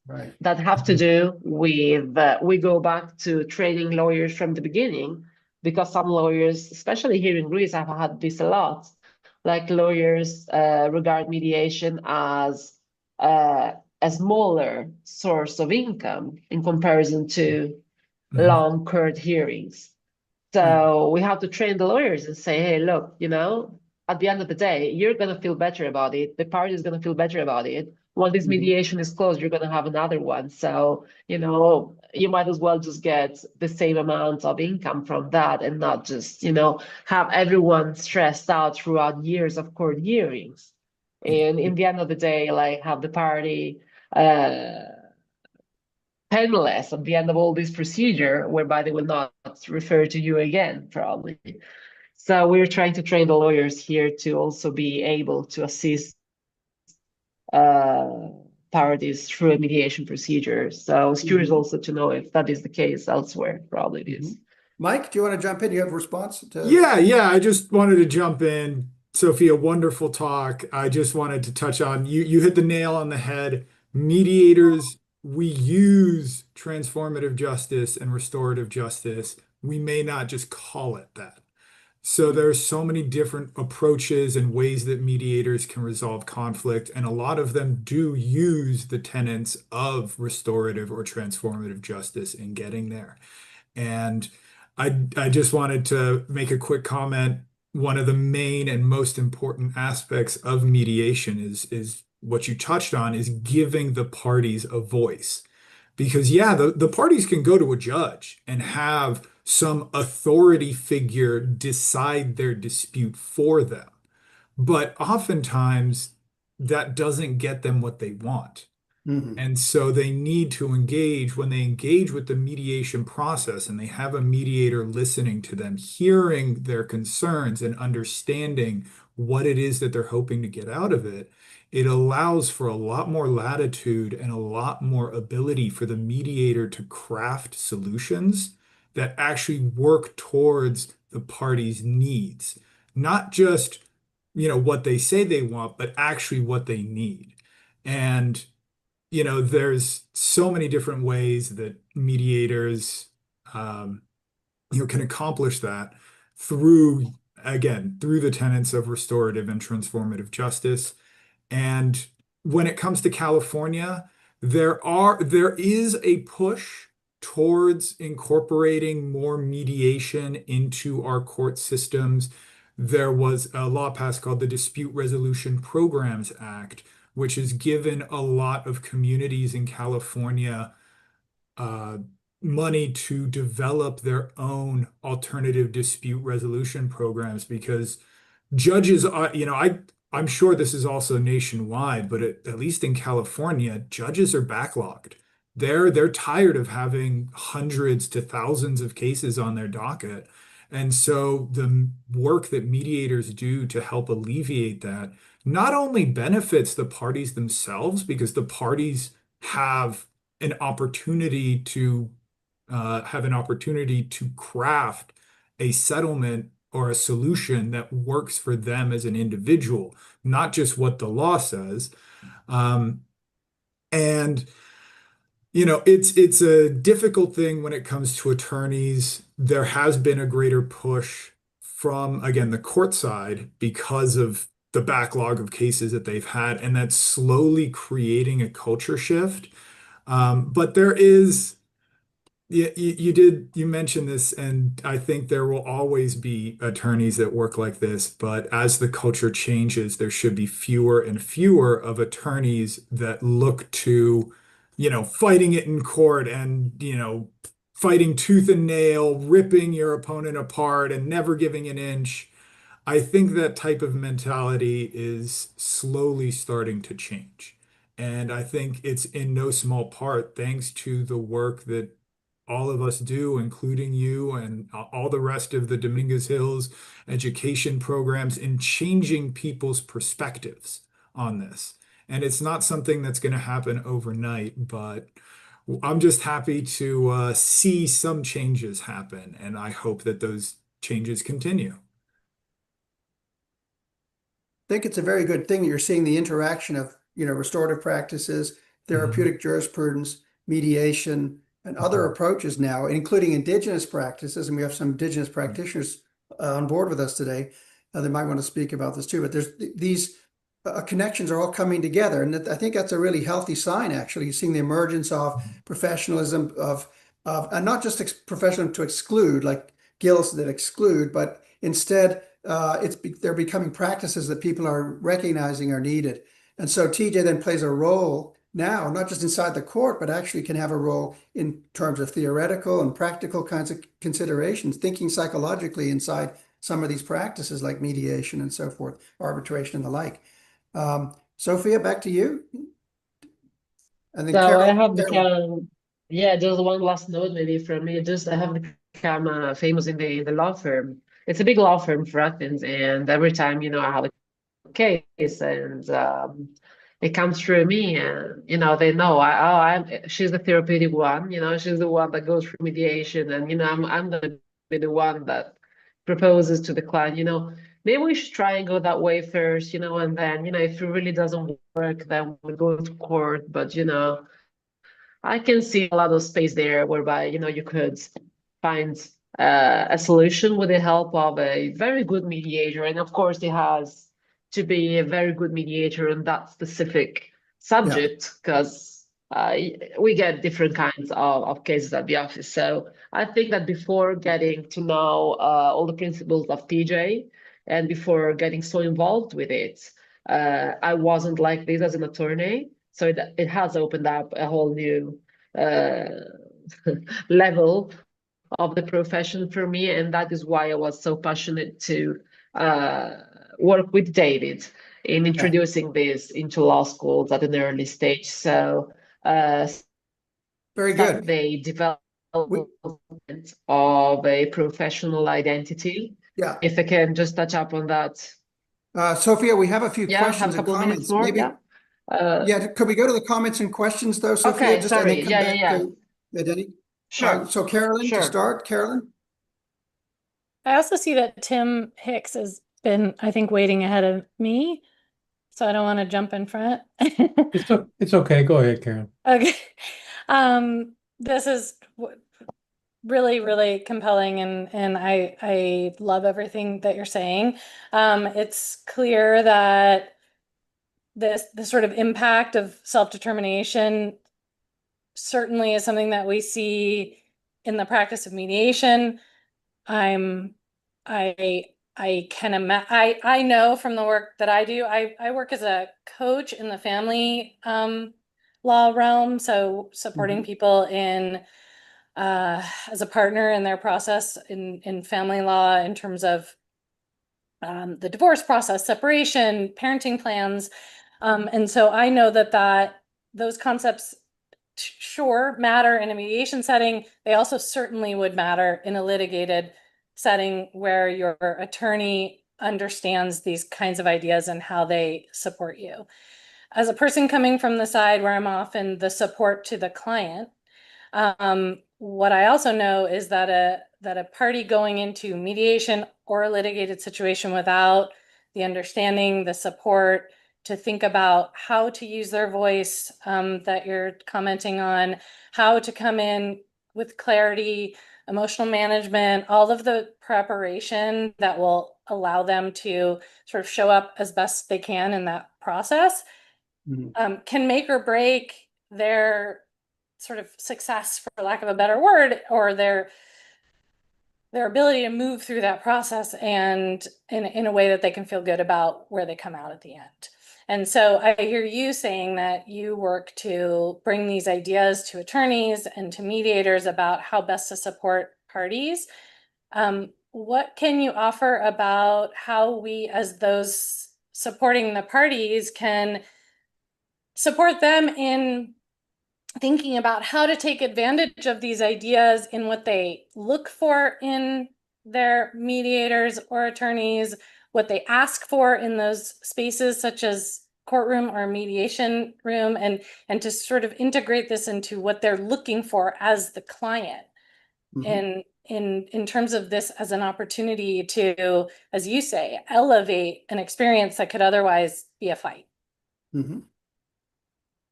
Thank you, Caroline. Thank you. That's great. And also what you do is crucial and is very important. And I have to be honest, here in our countries of Southern Europe, we have very few of those people like you supporting the parties throughout these processes, while it would be it would make everyone's job much easier if they did have a coach like the role you described throughout a divorce procedure, for example. So there are a few interesting things that I have come across while studying therapeutic jurisprudence with relevance to what you were asking.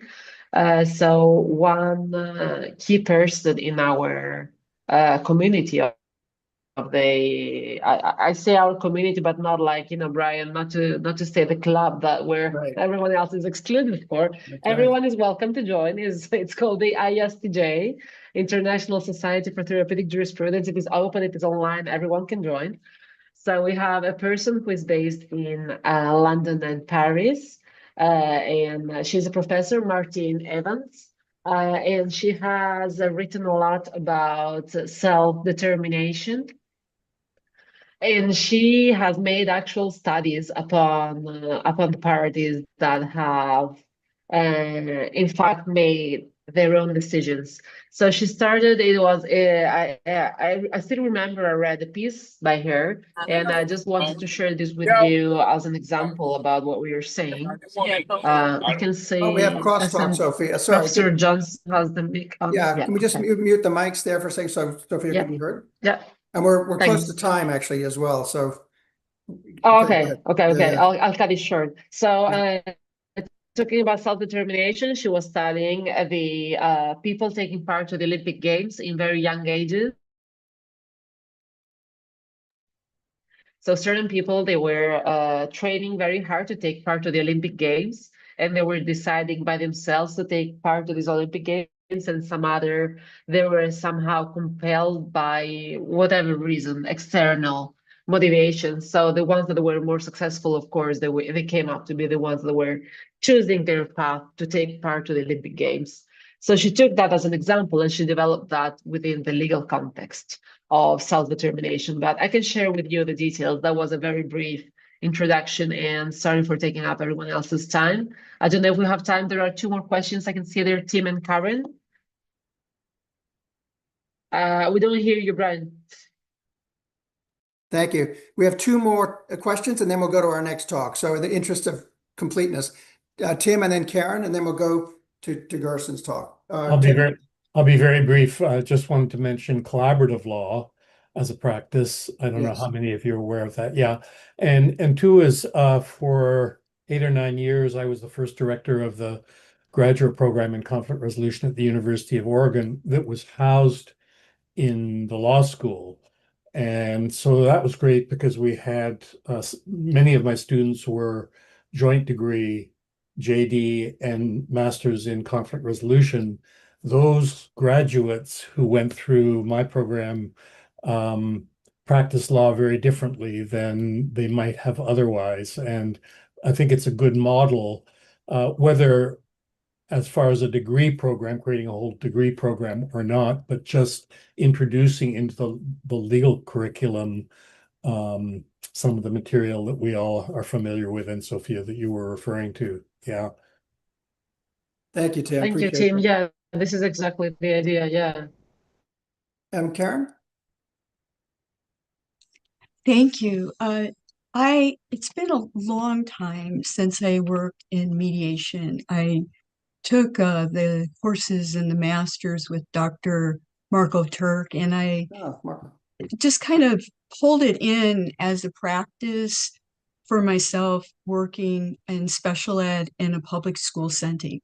So I've worked in systems. I recently worked in vocation within the justice system with the concept of, in the state of California, they've changed the interactions and communication skills within the prisons using the term California model.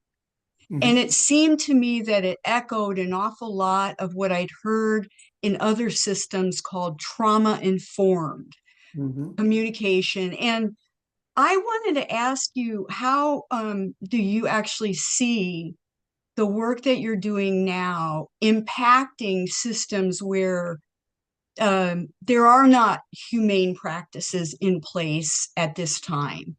And people are aware of it, and there's very minimal change within the system, but a lot of talk around it. How do you see yourself being able to impact or not? I mean, thank you.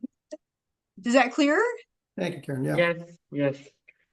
I don't know if also I wanted to leave some space to David if you wanted to jump into this question or after, or should I go ahead? Go ahead, Sophia, and then to David. Yeah. So when I said before that we have two ways of working with TJ, the one is working with the existing models, so with existing law and using the extent of discretion or of should I call it gray zone in a good way on how to apply certain laws with the sake of having best effects. The other way then is the lobbying, so the working towards developing legal system towards better practices. How does that happen? There are different ways we can impact systems. For example, there is a framework for excellence of courts worldwide. Also, I will share once we close, I will share the link with everyone. It is a system whereby the courts can evaluate how they respond to all these principles that we all share here today. So dignity, humanity, compassion, and then we can take these best practices and bring them elsewhere. And finally, another system I would like to mention is that these values are often used in special courts, so mental health courts, drug courts, family courts, minor courts. And now the push is to mainstream TJ, so to bring these best practices that have been developed in special courts, but to bring them and apply them in main courts, in all kind of courts. So it is a slow development, a slow movement, and it is difficult because we're working with different jurisdictions and different laws existing, different frameworks in different parts of the world. But there is interest internationally, and there is a push internationally to go this way. So I am very honored and proud to be part of this. We have David. Did you want to just chime in briefly? And then we have Hiwat very quickly. But David, did you want to say anything also? Well, I think this has been a great program, and I think Sophia's doing a great job. And having just turned 85, I kind of think it's nice for her to be taking this over. Yeah. And I will be helping along the way all the time. But she's done a great job, and I don't really have that much to say about what's been said here. I think it's been great, and we're anxious to continue with all of this. Yeah, That's all. thank you, David, for all of the work over the years you've put into to bring TJ to the fore, and we're really seeing it now. It's just fantastic. So we owe you a debt of gratitude. Just want to recognize your work, and also Sophia, thank you very much. This has been really good to learn more about TJ. Yeah, Thank you. Thank you for the opportunity. So we should go to the next set. Do you want to say something briefly before we move to the next talk? Yes, I'm a student at Dominguez, taking sociology. I remember Sophia was saying that mediator in social work. How does that work? I'm interested. In social work, for example, applying it in social work. In social work. Briefly. Yeah, it's a good question. Yeah, just quickly, Sophia, and then we have to move on. So, as I said, my co-chair for organizing the conference in Argentina for TJ is as a mediator and a social worker. So she has a dual qualification. So she would be the best person you would meet, and she could explain everything to you. But applying TJ in social work is exactly how you can go next to the person. Usually, my colleague works with minors, for example. Yeah. And when she supports these minors as a social worker, taking part to a procedure such as mediation or such as a court hearing, she is supporting them with the principles of dignity and humanity and voice in a way that they can express themselves in the right way. And as Caroline said also earlier, the other colleague that came up and asked me a question like a minute ago, she says, how can we as a coach make sure that the parties are taught how well to express their feelings, to use their voice? This is exactly also what TJ wants to push social workers to do, to make sure that social workers can support these parties that need social worker support to be able to be present, to express their voice, to exercise their rights, and to obtain better results. So this is very quick, so apologies if it's not very clear, but feel free to drop me an email after this and we can reconnect. Thank you, Sophia. Sophia from Athens, Greece. And now we move from Athens, Greece, all the way down to Sao Paulo, Brazil, to Jay Gerson, Damiani. He likes to go by Jay. He's the director of the Global Institute for Peace at the University of Sao Paulo. He's a renowned filmmaker. He makes films, and he's made a film on the Caxinan, I'm going to try to say this right, Jay. Yeah.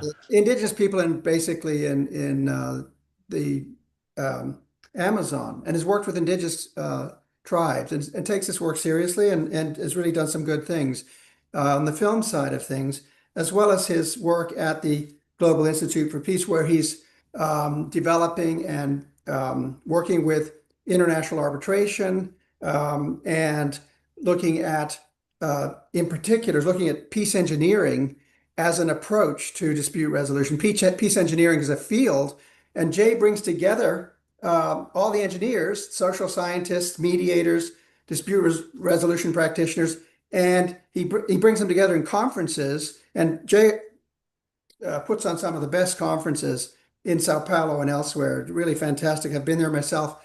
Really appreciate the work that Jay is doing for the field. But he today is going to talk about peace engineering in particular and developments in peace engineering. Jay, the floor is yours. Thank you very much, Brian, all friends and colleagues that are here today. It's a great pleasure every year to be able to participate in this very exciting initiative that Brian has been doing for so many years. And every year you see that it's been developing in interest and collaborating with California State University. Dominguez Hills has been very fruitful, and hopefully we'll be able to continue cooperating in the future.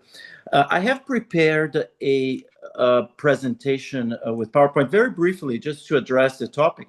Let's see if I can share it. If I cannot, then I'll just talk about it. But if I can share, I will do that so for the next 5 minutes just to situate the topic, because maybe peace engineering for some of you is not very familiar. So let me try this here.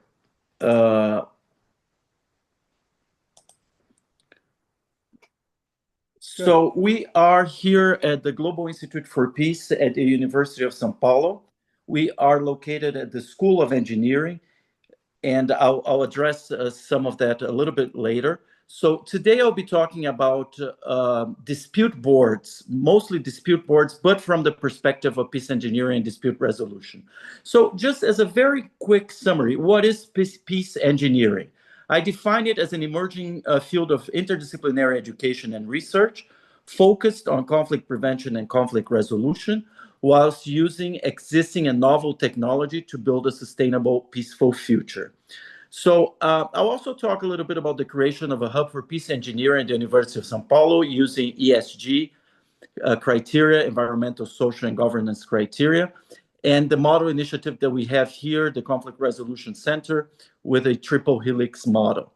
So we were created in 2016 as a lab to support research and extension activities at the University of São Paulo on conflict prevention and revolution, taking the contemporary needs of an all-inclusive society. And we developed a hub for peace engineering during this time, observing the ESG criteria in compliance with the United Nations Sustainable Development Goals. My original area of study, as Brian mentioned, I come from international law. My original area of study are ADRs, alternative dispute resolution, mostly international arbitration. But today we are working with dispute boards, and I'll go into that too. So when I started my studying, I was working very hard on the CISG, the UNCITRAL, the United Nations Commission for Trade Law, established in the 1980s, and the New York Convention, which really are the pillars for international commercial arbitration. Nowadays, I am also focused on dispute boards. Dispute boards are conflict prevention boards that follow the projects and initiatives from the onset. So it's not a conflict resolution mechanism, it's a conflict prevention mechanism. Using the triple helix model, what do I mean by triple helix? Here we're talking about university collaborating with governments and the industry, the private sector, the public sector, and the universities, how those three pillars can collaborate to build a more sustainable future. So the criteria here that are fundamental for us, that our focus is on environmental observance and social inclusion through sustainable governance. So when we think about peace engineering, we have human beings and the environment in the forefront. As Brian mentioned previously, we have done some cooperation with California State University Dominguez Hills and University of Alaska. I see that Paula is there too, with some indigenous populations in Brazil. And we have done film festivals also with Mexico. Last year, we did that with France, was the year of France in Brazil and Brazil in France. So this collaboration has been ongoing. So since we live in a sustainability age, the evolution through the centuries, sustainability is fully incorporated into our current economy. I call it the green era, having ESG as a case study. And this brings to us a lot of challenges and opportunities. So here are some of the initiatives that we currently have on dispute boards, which I will go into detail right now. And here's also, I will put that in the chat. This is our contact in case you need our contact. So I'll stop sharing right now so that I can focus more on the examples of what we're talking today, because the field is so vast, and if you have questions afterwards, we can address these questions. But I would like to talk a little bit today to you about dispute boards. Why did we come to dispute boards? I think that we have mentioned here before, mediation and international arbitration, they come to ground mostly when a conflict has been established.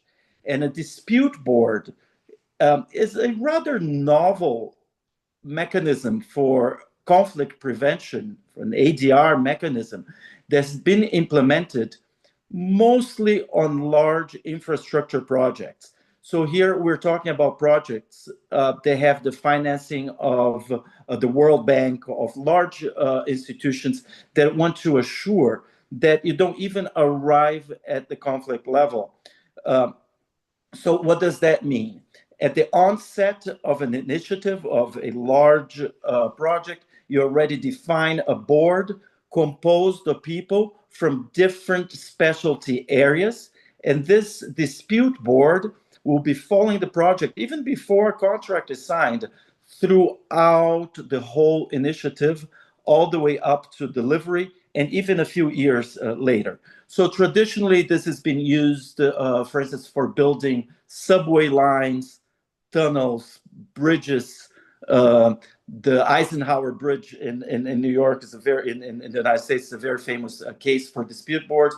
But here we are also, as a novelty, we're not only bringing the aspect. Let me backtrack a little bit. When you build a dispute board, I was telling you that it's multidisciplinary. So ideally, we don't have only lawyers involved with it, as has become the case with international arbitration. International arbitration wasn't supposed to be like that, you know? It just evolved into being like almost all-inclusive lawyer mechanism. And dispute boards, what do we want in dispute boards? We want, obviously, someone who is familiar with the law, but we also want an engineer, and we want an accountant. This is a very traditional dispute board. So people from the onset, they're observing the finances, the technical aspect of the initiative and also the legal aspect of the initiative. And if you foresee some type of possible conflict arising, you kill it from the onset. You just go there and you negotiate, say, okay, there's going to be a delay in payment, or there's a contractual issue, or there's a technical issue that cannot be solved as we had originally planned. So what is the novelty here? I was very happy to see the therapeutic jurisprudence speech being conducted with us just before my talk by Sophia, because we want to bring the social aspect to these boards too. And that's why I mentioned the 2 case studies that we have here that we have been developing. A lot of the case studies, a lot of the dispute boards we do are under confidentiality agreement, so we can't discuss all of them, but these 2, we have the permission to do so. One is a municipality in the state of Minas Gerais, about 4 hours from São Paulo, where they have the highest springs of natural water in Brazil. So a lot of the water that we receive in the large cities like Rio and São Paulo, and here we're talking about conglomerates of 50 million people altogether that receive water from these regions. By the time this water reaches some of the first municipalities, or even like the large cities, this water has been completely polluted, contaminated. So we're starting a large infrastructure project from the onset and keep the water clean all the way through. So this is a very large infrastructure project of water decontamination and sewage implementation being financed by the federal government of Brazil. And we proposed a dispute board for this. What does the dispute board do? So as I mentioned previously, we have the traditionally 3 pillars of finances, law, and engineering, but we're adding further elements of social responsibility. So we have like people who are social workers. We just had a question about that before, to discuss with the population why is that work being done, just to make sure that you avoid social unrest. Another example of a project that we have is for mining regions with some international mining cooperations that are in areas where we have had in the past 10 years very large catastrophic events of landsliding and the death of people, contamination of water. So what we're doing now, we don't have to arrive at that level of conflict resolution once an arbitration has been on set. We want to come much earlier. We want to come through education with the local populations, but also with conflict prevention with specialists. What are we using these days to technologically help us implement that? Originally, you would think that an institute of this magnitude would be hosted at the law school.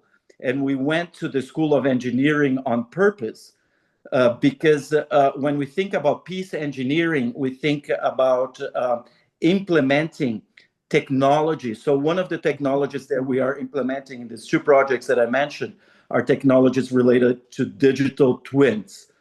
I don't know who is familiar with what digital twins are.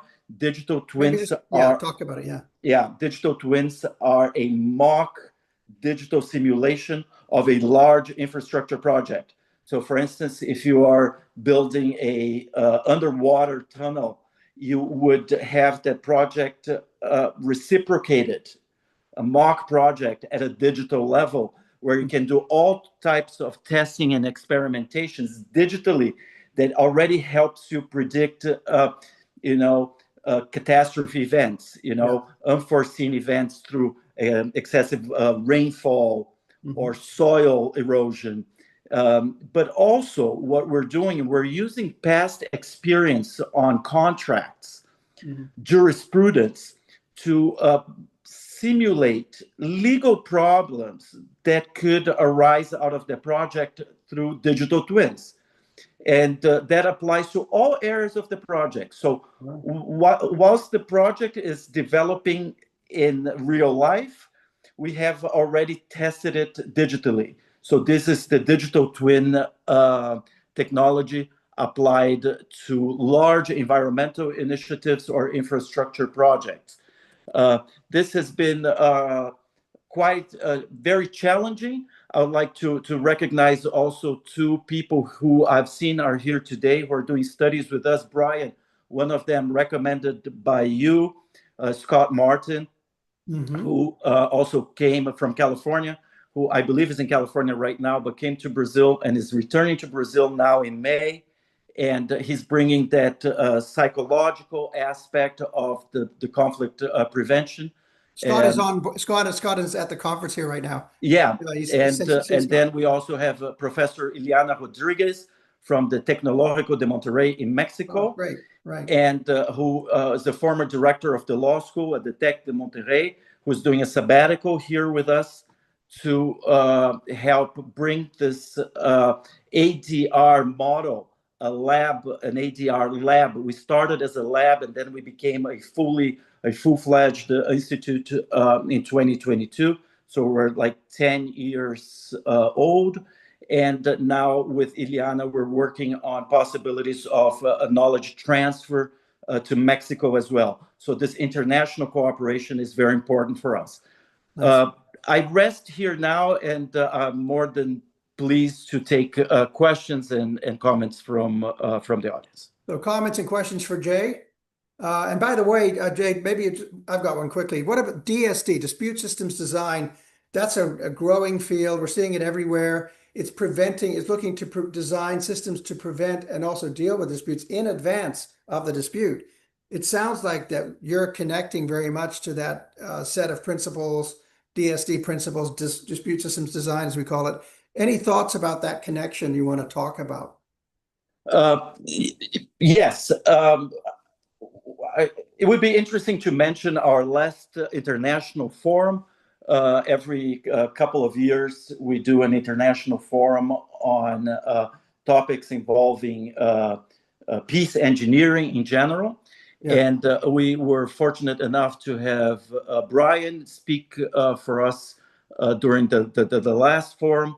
And I think that when you think about a design right now, you're not thinking about that very traditional way of dispute resolution, that you just sit three people who don't know about the subject matter, and instead of that, when we do a dispute system design, you already focus on who are the elements who are relevant to that conflict prevention, to the prevention of future possible conflicts. So when we talk about having the environment and human being at the forefront, for International Women's Day, for instance, we had a conference on women in peace engineering. What are the contributions to gender equilibrium, to gender inclusion, to social economic inclusion, to therapeutical inclusion, to psychological, sociological inclusion. So, and all that, obviously, since we are the School of Engineering, aligned with technology. How can technology work in our favor to prevent conflicts instead of the other way around? And do you I guess you see using AI with this as well. There's going to be a role for AI in all of this, I guess. Yeah. Wow, it's amazing. Comments or questions? We have two. We have George and then Hewat. George? I think Hewat had their hand up before me. I'll let them speak. Okay, Hewat, and then George.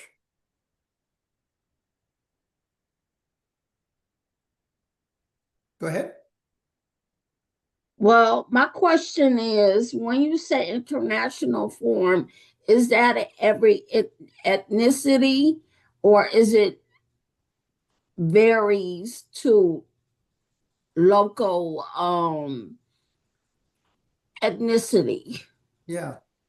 Well, this forum we do on site at the University of São Paulo, but we have a roadshow that goes, we call it the roadshow, that has three pillars. We have a cultural pillar that comes with film festivals or workshops where populations and communities can participate worldwide.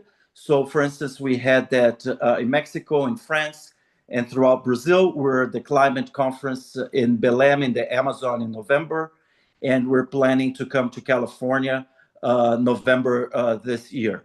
So the large forum, I mean, for organizational purposes, for logistic purposes, we organize in a hybrid manner at the University of São Paulo. So it's on site and also online, but we have smaller versions that we take around the world as a roadshow, as I mentioned previously. Thank you, Jay. Okay. And George? Yeah, thank you so much. That's a quick question about how if you've ever experienced like opposition or kind of objections to including like having a dispute board in large infrastructural projects, because they might be worried that the prevention is not actually that effective, or conflicts that come up from engaging members of the community, trying to educate them is only going to slow down the project or bring up problems that don't really need to be discussed. Any stuff like that? Or if you have like findings that show that it's actually more beneficial for the community or more beneficial for the stakeholders to involve dispute boards proactively? That's a very good question. We have two avenues that we could pursue here. There's one avenue that the financiers, they require a dispute board. So that's the case of projects financed by the World Bank. They won't finance any projects that do not have a dispute board. The KfW of Germany and very many other financing institutions worldwide.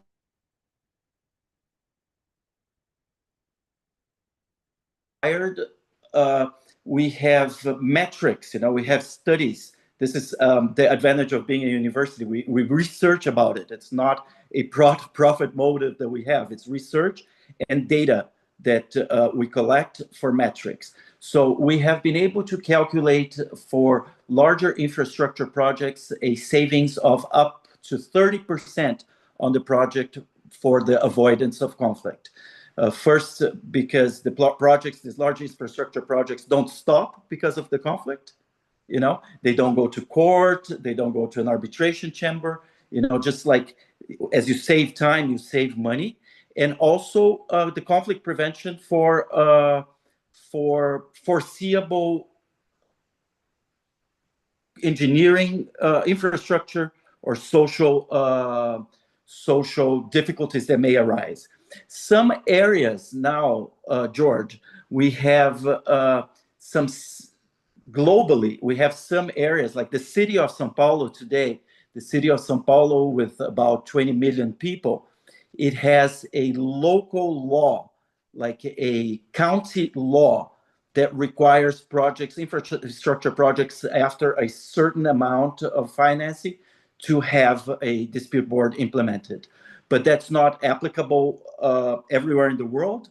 But in the US, it happens the same way. There are some areas that require a dispute board for projects of a certain magnitude. Thank you, Jay. That's great to hear. Thank you. Other comments or questions? Comments or questions for our speaker? I have one thing that it might be interesting to pinpoint is that this is a field that is growing, really growing a lot. If dispute boards start being implemented, communities start realizing that they're participating in the decision making of what's going to affect them in the future. It's growing a lot. And for international arbitration, this is normally, I'm an international arbitrator myself, and I've been doing this for 30 years or so, and I teach it as well. But what you have observed with international arbitration is that it's not as flexible, and it's become a market, it's become a protected market of people recommending other colleagues that they know to become part of arbitral panels. And in dispute resolution today, We're working really hard for it to remain as it is, but it's a lot more democratic because you have people from different fields, you have people from different areas of expertise. Mm-hmm. So it is growing exponentially as opportunities, opportunities for people who want to come to the field. And creativity. Yes, exactly, Jay. Very well said. All right. Well, if we don't have any further questions or comments, we're going to move to our next talk.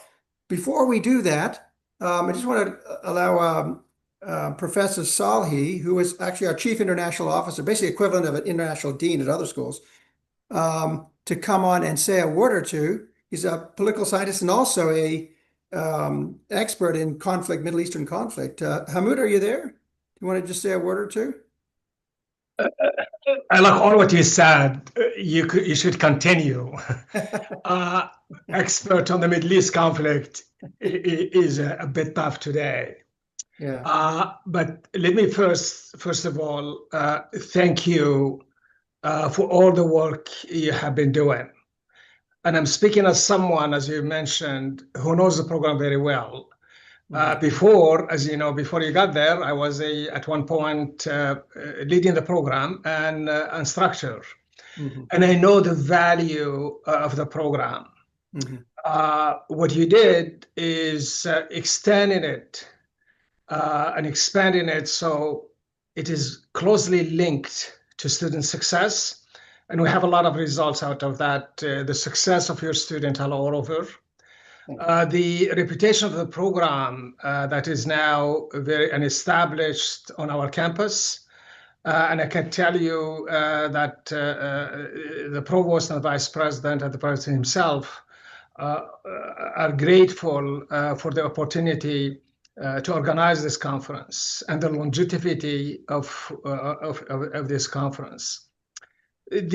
One of the things that I have benefited, or the program has been benefit, is your ability to connect people.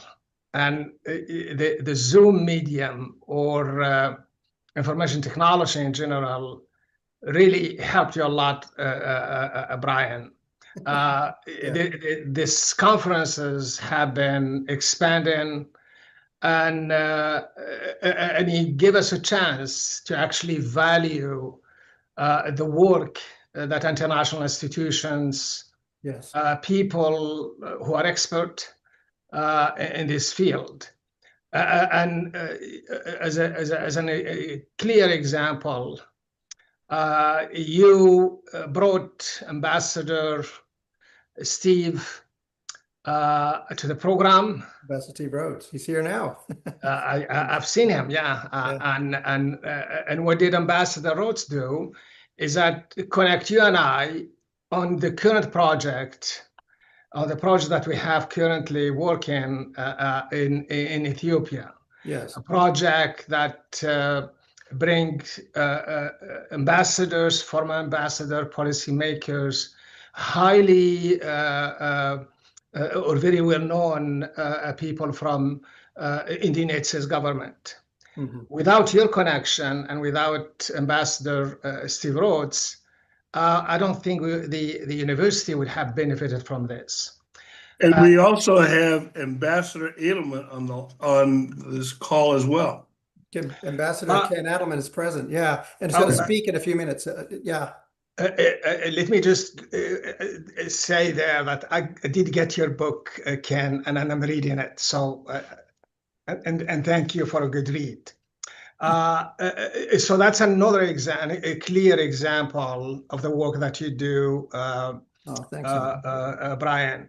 Thank you. In terms of the benefit that we get from this kind of conferences, are not just in generating perspective, hearing perspectives, learning about other programs in dispute resolution and negotiation and mediation, but more than anything else, translate them into real ideas, improving our curriculum, and the fact that you have several professors who are attending this program is another indication of the seriousness that the campus has taken your work. And I can't thank you enough for all the work you do. And I have always been looking forward to this program. And thank you. Thank you very much, Hamoud. And that's, you've always been a big supporter, and it's just really, really very good to have. And we're very much appreciated, Hamoud. Thank you. And for such a long period, you've always been there. Thank you. Our thoughts go now to Musa Ghaziani and his son, Mohammed Ghaziani. They're in Tehran, Iran right now. They're in the situation with the bombing and all that. They wanted to come on before the war started. They were ready to go. We were talking back and forth, and they're international scholars. They're sad in a way because they're peace scholars. They're not political. They're human rights scholars. They're international arbitration scholars. And Musa does great work in advancing arbitration at the international level for humanitarian purposes, also for sustainable development, for developing energy projects. And his son is also doing that on the commercial side, looking to find ways that we can improve investment for sustainable and energy projects that benefit everybody. So it's very sad right now. And our thoughts go, obviously everybody's thoughts here go to Musa and his son and his family. And we hope they're okay. So, but we have a fortunate thing though. Ken Adelman, U.S. Ambassador Ken Adelman, with our support of Steve Rhodes, Ambassador Steve Rhodes, have agreed to speak in their place. And I should tell you that Ken Adelman is the person who was in Reykjavik, Iceland, with Ronald Reagan, who Ken basically was instrumental with Ronald Reagan basically negotiating the end to the Cold War. We were talking earlier about the 4 minutes to midnight, and the nuclear clock, and that whole era. That was a scary time, I can tell you, because I was there, and we were very, very worried about the real threat of nuclear war at that point. Ken was instrumental in the negotiations between United States government and Soviet Union that brought an end to the Cold War with Gorbachev. And he has a book, Reagan in Reykjavik. He also has a movie coming out in a few months to speak about all this. And Ken, I want to give you the floor to say a few words. And again, thank you for stepping in, as you are doing. Go ahead, Ken. Thank you. Folks. Very good. Thank you, Brian. Yeah. And thanks to Ambassador Steve Rhodes and Hamoud for getting me in the act here. I've known Steve Rhodes for a long time, and he has really been wonderful, both in the classroom and in practical terms out in embassies as ambassador. I was very lucky to be involved in the Reykjavik Summit of October 1986, before some of you were born, not Steve Rhodes, but others. And when you mentioned, Brian, that a movie is coming out, I just heard today that the movie starring Jeff Daniels and J.K. Simmons and Jared Harris is going to be released in September. It's going to be in 1,000 screens across the United States. Wow. It's they went from the name Reykjavik because most people can't spell it. They spell it WRECK, AVICK or something like that. They call it At the Brink, or Turn at the Brink, or something at the brink. And it's going to be auctioned off to these theaters on Monday afternoon.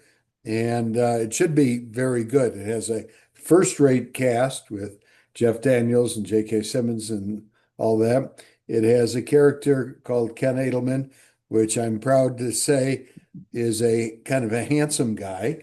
I don't know what his lines are. I guess I care a little less about what his lines are than if he's really good looking.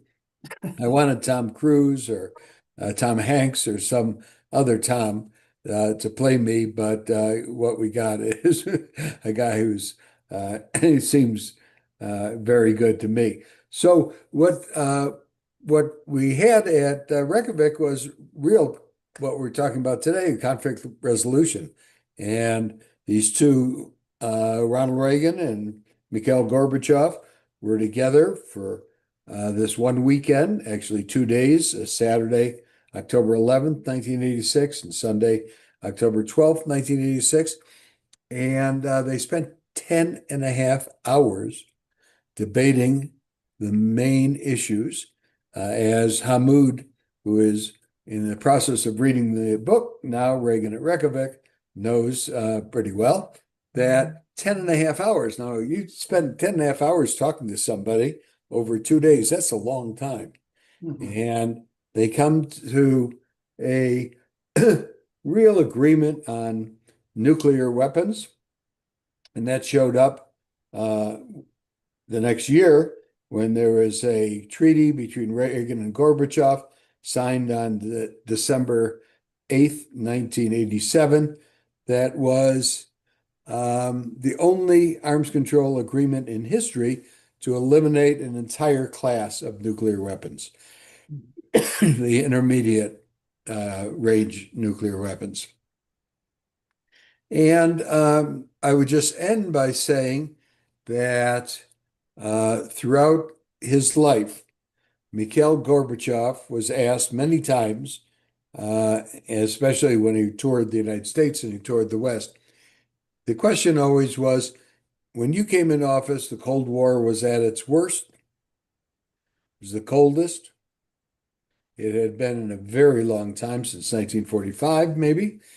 And when you left, it had really warmed up and you were on the path to ending the Cold War.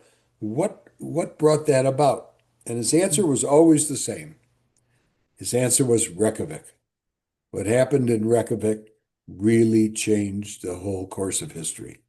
And I was, as Brian said, I was very, very glad to be given a front row seat and to help a little bit. But the real effort was between Ronald Reagan and Mikhail Gorbachev. Thank you, Brian, for the time.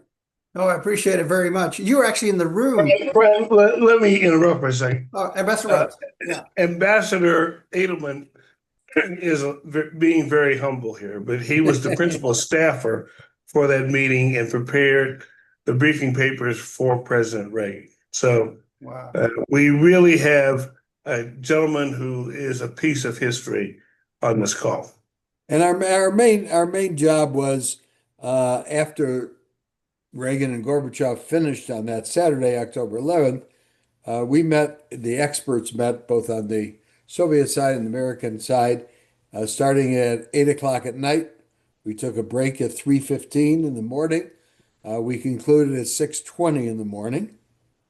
And at 8 o'clock in the morning, in a very secure location, I told President Reagan, I said, Mr. President, we accomplished more yesterday than we have in 7 years of constant negotiations in Geneva.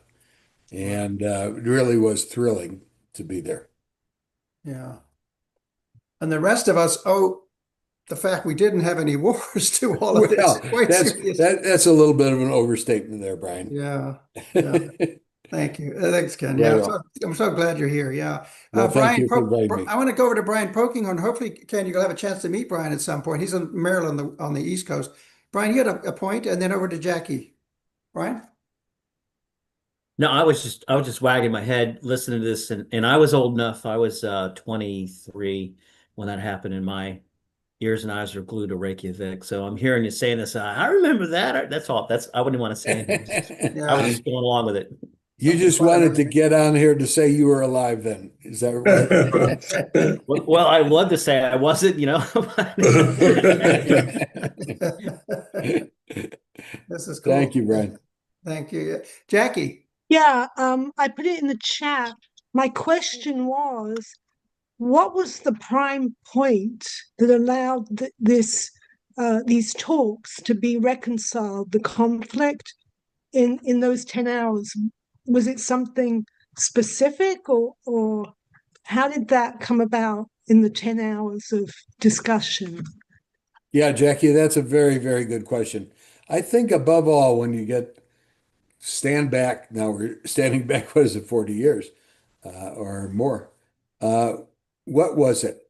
It was that both Mikhail Gorbachev, especially Mikhail Gorbachev, and Ronald Reagan had decided that the nuclear issue was getting totally out of hand. They both wanted to really change that situation. Ronald Reagan came into office, and one of the first things he did was to take what President Carter had been negotiating, which he called it the SALT negotiations, Strategic Arms Limitations talks, and Reagan changed it immediately to START, Strategic Arms Reduction talks. He wanted to really reduce nuclear weapons and not control the growth of nuclear weapons. So one thing is, both of them came into that, Jackie, with a desire to really do something on the nuclear issue. And secondly, and I think it was awfully important, and I could see it in Reykjavik, they got a dialogue between the two. They got a sense of trust between the two. They got a bit of understanding between the two that just was not there before. And what was amazing was in those 10 and a half hours that the foreign minister, Edward Shevardnadze of the Soviet Union, and the Secretary of State, George Shultz of the United States, almost said nothing. And the two of them, of Reagan and Gorbachev, were really talking to each other in a way that, was different from they had ever done before, or that I would submit than a Soviet leader and American leader had ever done before. The Geneva summit a year before that was a normal, I would consider it a normal superpower summit, where each of them would use their talking points developed by the staff to talk to the other side. And it was very stilted. It was very, regulated. It was, you never got a feel for the person. And Mikhail Gorbachev, as I said, throughout his life, said what really changed was Reykjavik because we really did understand each other for the first time. And you also said that at that meeting, President Reagan, in his talks with Gorbachev, had no notes. Mm-hmm. Yeah, that was a little bit of overstatement, but he had practically no notes. And what he did was really tell his views. And Gorbachev really told his views. And when you look at the transcript afterwards, which I've done to write this book, Reagan at Reykjavik, you realize both of them were at times speaking against the official policy of their government, because they didn't believe it. And so it was, I love to say, it was a pure form of the two men. You got a chance at Reykjavik to peek through the keyhole there and to see them as they really were, and not as, this program stiff, actually just laid out on, by the staff kind of person performing what the two sides, each side want to be performed. You saw them at their real self. And they appreciated that. Ken, we have a question or comment from Clifton Truman Daniel, who's presenting today also. Hi, Ambassador. Thank you both, for both ambassadors for this. It's really nice to see men like you, people like you have done so much in this arena. Before you go on, are you related to the Truman relative? Yeah, that's the only reason I'm here, Ambassador. Okay. And how are you related? I got nothing else. How are you related? He was my grandfather. He was. Okay. He was. That's what I thought. I wanted to make the comment that, first of all, thank you both for this, for everything that you've done. I was on Peace Boat, Japanese nonprofit that makes 3 circumnavigational voyages of the globe and does various work. And we stopped in Reykjavik and treated, and I think isn't it called Norway House? No, Hofty House. Hofty House, but it's Norwegian construction, if I That's remember right. And it was thought to correctly. be haunted. And it was even thought to be haunted at the time. Okay. With ghosts coming around. But I have to tell you, and you may know this already, but it was treated as a pilgrimage by the people on Peace Boat because we were there for the same reason. And we made, I mean, we just all trooped over to Hofty House. And of course, saw the table where Gorbachev and President Reagan spent 10.5 hours. And I always thought that Iceland is a wonderful place because it's the most peaceful country on the planet, if I'm correct, which I think is remarkable for a group of people who used to be, Warriors. Vikings. Yeah. And they have no guns in the country. No Police guns. don't have guns. The army doesn't have guns. Well, there's no army. No spears, no and shields, no one has no guns. helmets. No one has guns. And of course, there's my favorite picture was on the wall of Hofty House is just a picture of the Icelandic landscape with "so effing peaceful" written across it. Although they spell it out, the Icelanders know how to spell. But anyway, thank you. That was your favorite picture on the wall. It wasn't the picture of the American delegation late on Sunday afternoon. Were they there? Anyway, thank you both for being here. I appreciate it. You know, that island is on a volcanic fault. Sure. And I was told that they actually can export energy and they cool down water that comes up from the faults. Uh-huh. All right. Yeah. But let me just say, Clifton, that I was thinking a lot about your grandfather because I was out at Fulton, Missouri last month giving a speech about the Reykjavik Summit on the 80th anniversary of Winston Churchill's speech in Fulton, Missouri, declaring an Iron Curtain coming down across Europe. And your grandfather took the train with Winston Churchill and was the reason Winston Churchill went to Fulton, Missouri, and gave the speech. So I saw lots of pictures of your grandfather and Winston Churchill there and was honored to tell everybody because Churchill's speech was really the onset of the Cold War. And what I was saying, maintaining that Ronald Reagan and Mikhail Gorbachev at Reykjavik was really starting the sunset of the Cold War. Yeah. And of course, what I remember from that trip was that Grandpa told General Vaughn, Harry Vaughn, to make sure there was plenty of brandy.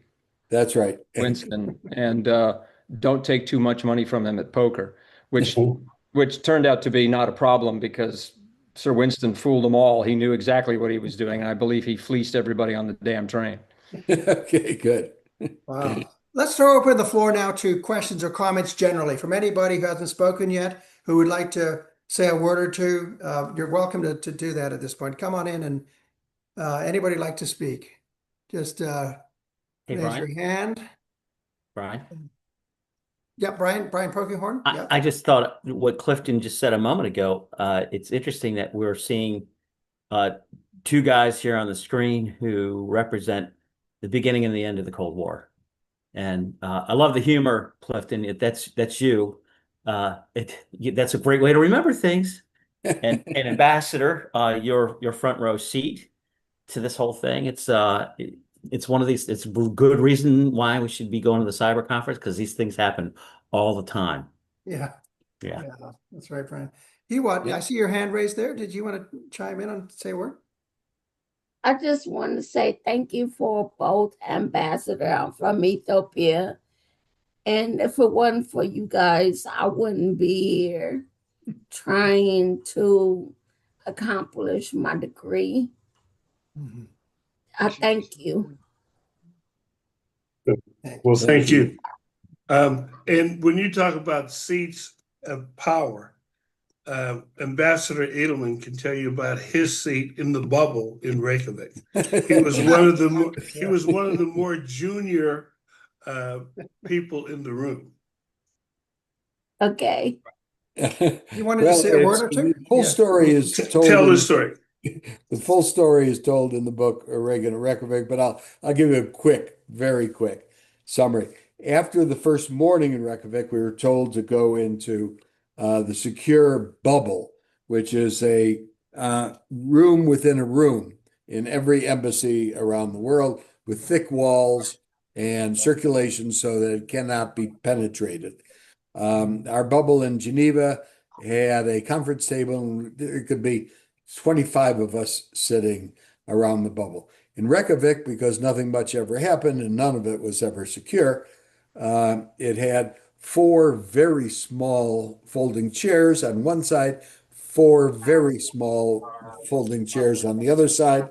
And George Shultz said that the rest of us should be in the bubble, and he was going to tell us what happened on the first morning of Reykjavik.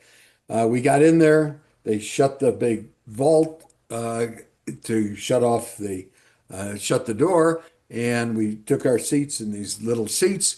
And all of a sudden, the vault opens up, and there's a big swoosh. The air goes out, and the Secret Service says, "The President of the United States." And with that, Ronald Reagan starts to walk in. He's a big man. There's a very little space. The 8 of us are belly to belly and shoulder to shoulder in this little space. And I thought to myself, if I am going to stay in the bubble, and I thought to myself, I am going to stay in the bubble, that I better do something quick. So the something quick is I said, "Here, Mr. President," and take my seat. He kind of aimed so he could hit the chair, and I immediately hit the floor, and for the next 40 minutes was gently leaning against the presidential knees as Reagan gave his impression of the morning there. It was one of the great memories I had of Reykjavik, probably the greatest memory I had of Reykjavik. But Steve, thank you for mentioning it. All you can read about it at greater length in Reagan at Reykjavik, the book. And even if you don't want to read the book, at least buy the book. And all this is free of charge, okay? Well, the book isn't, though, Steve. Okay, right. Pastor Guy Witherspoon. Guy, Yes, I just wanted to thank each and every one for being here once again, and peace starts with each of us. And I'm just so glad to see this continuing. And my prayer is that we will all be instruments of peace in this world with everything that's going on. Mm-hmm. And I commend each of you for whatever area you're working in to keep trying, keep pursuing peace at all costs. Thank you very much. Thank you, Pastor. I appreciate that. And then Michael with SCMA organization? Yeah. Yeah. I just wanted to touch on what Mr. Witherspoon mentioned. And I just wanted to say, I think it's wonderful, the speakers that you've brought on. These ambassadors are wonderful. Clifton, amazing. Sophia, also incredible. Gerson was great. I just wanted to thank all of you for that. But I also wanted to say, with these big conversations about world leaders and nuclear disarmament, it's also important to remind yourself that peace building happens on a local and individual level too. Yes. You can't, just because you're not in the room with Gorbachev and Reagan while this is happening, doesn't mean that you can't do good and build peace amongst your neighborhood, amongst your friends. These, the things that you learn about conflict resolution are applicable just as well to your family and friends as they are to global leaders. And so I think it's important to remind ourselves that we are building peace just because we're not in the same room as, world leaders doesn't mean we're not building peace. Right. Exactly right. Exactly right. It can be done at all levels. It's fantastic point, Mike. Over to Scott from the Mediators Beyond Borders. Good to see you. Yeah, thanks. I just wanted to reflect back what this experience has been like today and really commend you, Brian. When we talk about diversity, we get stuck on race and religion. And what you've done today is diversity of thought and really expanded the field of what conflict resolution or conflict transformation can look like. And so what we heard from Day really pushed that envelope. And it's a conversation I'm so excited to be having here today and then continuing to have with all of you moving forward. So thank you very much for this space, Brian. Thank you, Scott. Appreciate it. And all of your work that you do around the globe is fantastic. Over to you, Hewat. Go ahead. Well, I'm going to pin back to Michael. When you say making peace all over or surround you, you can't really make peace. There's so much going on right now. Mm-hmm. And the gang bang, it all depends where you live. Yeah. It all depends how much money you make.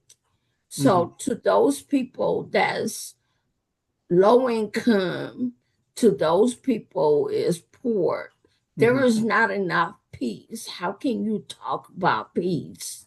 Yeah. It's not enough peace. Yeah. Police brutality. When we speak police brutality, it's like they target African American and the Browns, the Mexicans, and that constantly consisted of happening. How can you make peace? Yeah. So we have Dr. Renee Castro who wants to, maybe he's got a statement or two about that. Renee is from Latin community, Mexican American. Renee?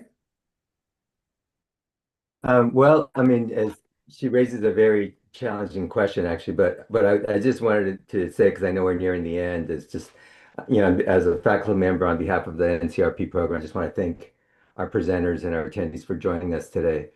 I also want to thank our very own current and former students. You just met Martin a bit ago, and he's a regular in our conference, and Hewat and Elliot and others who joined us today.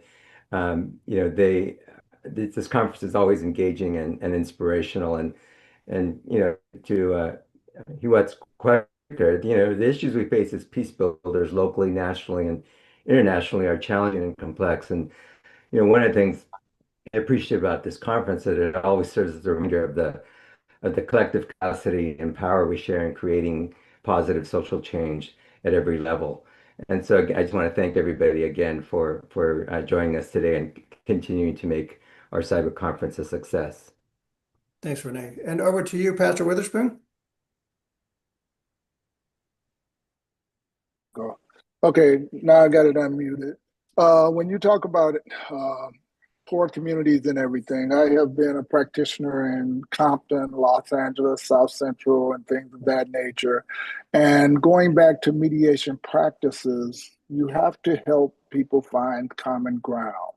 And when you help them find common ground, there is the possibility of peace. We've seen it throughout my 35, 40 years as a practitioner. We've seen it in neighborhoods where gangs were infested. We've seen it in gang prevention, gang intervention. I worked with Chip Murray when he was alive. We've seen peace come about in poor neighborhoods because we always look for that common ground. One of the first mediation cases we had was working with the police in Mar Vista, California, up here outside of Culver City, and they were having 3 or 4 killings per week. And we were able to reduce that number by finding common ground between the people that live there and the police department and helping them to understand that peace is only possible when people participate. So you've got to find common grounds for people to participate. It works. Mm-hmm. You want to respond to that briefly? Yes. Thank you, Ms. Thank you, Pastor. There is no common ground where the police is acting like crazy. there is like perpetrator police workers working in the police office, and they just go crazy because they are police officers and they do whatever they needs to do and use their powers to exercise and do whatever.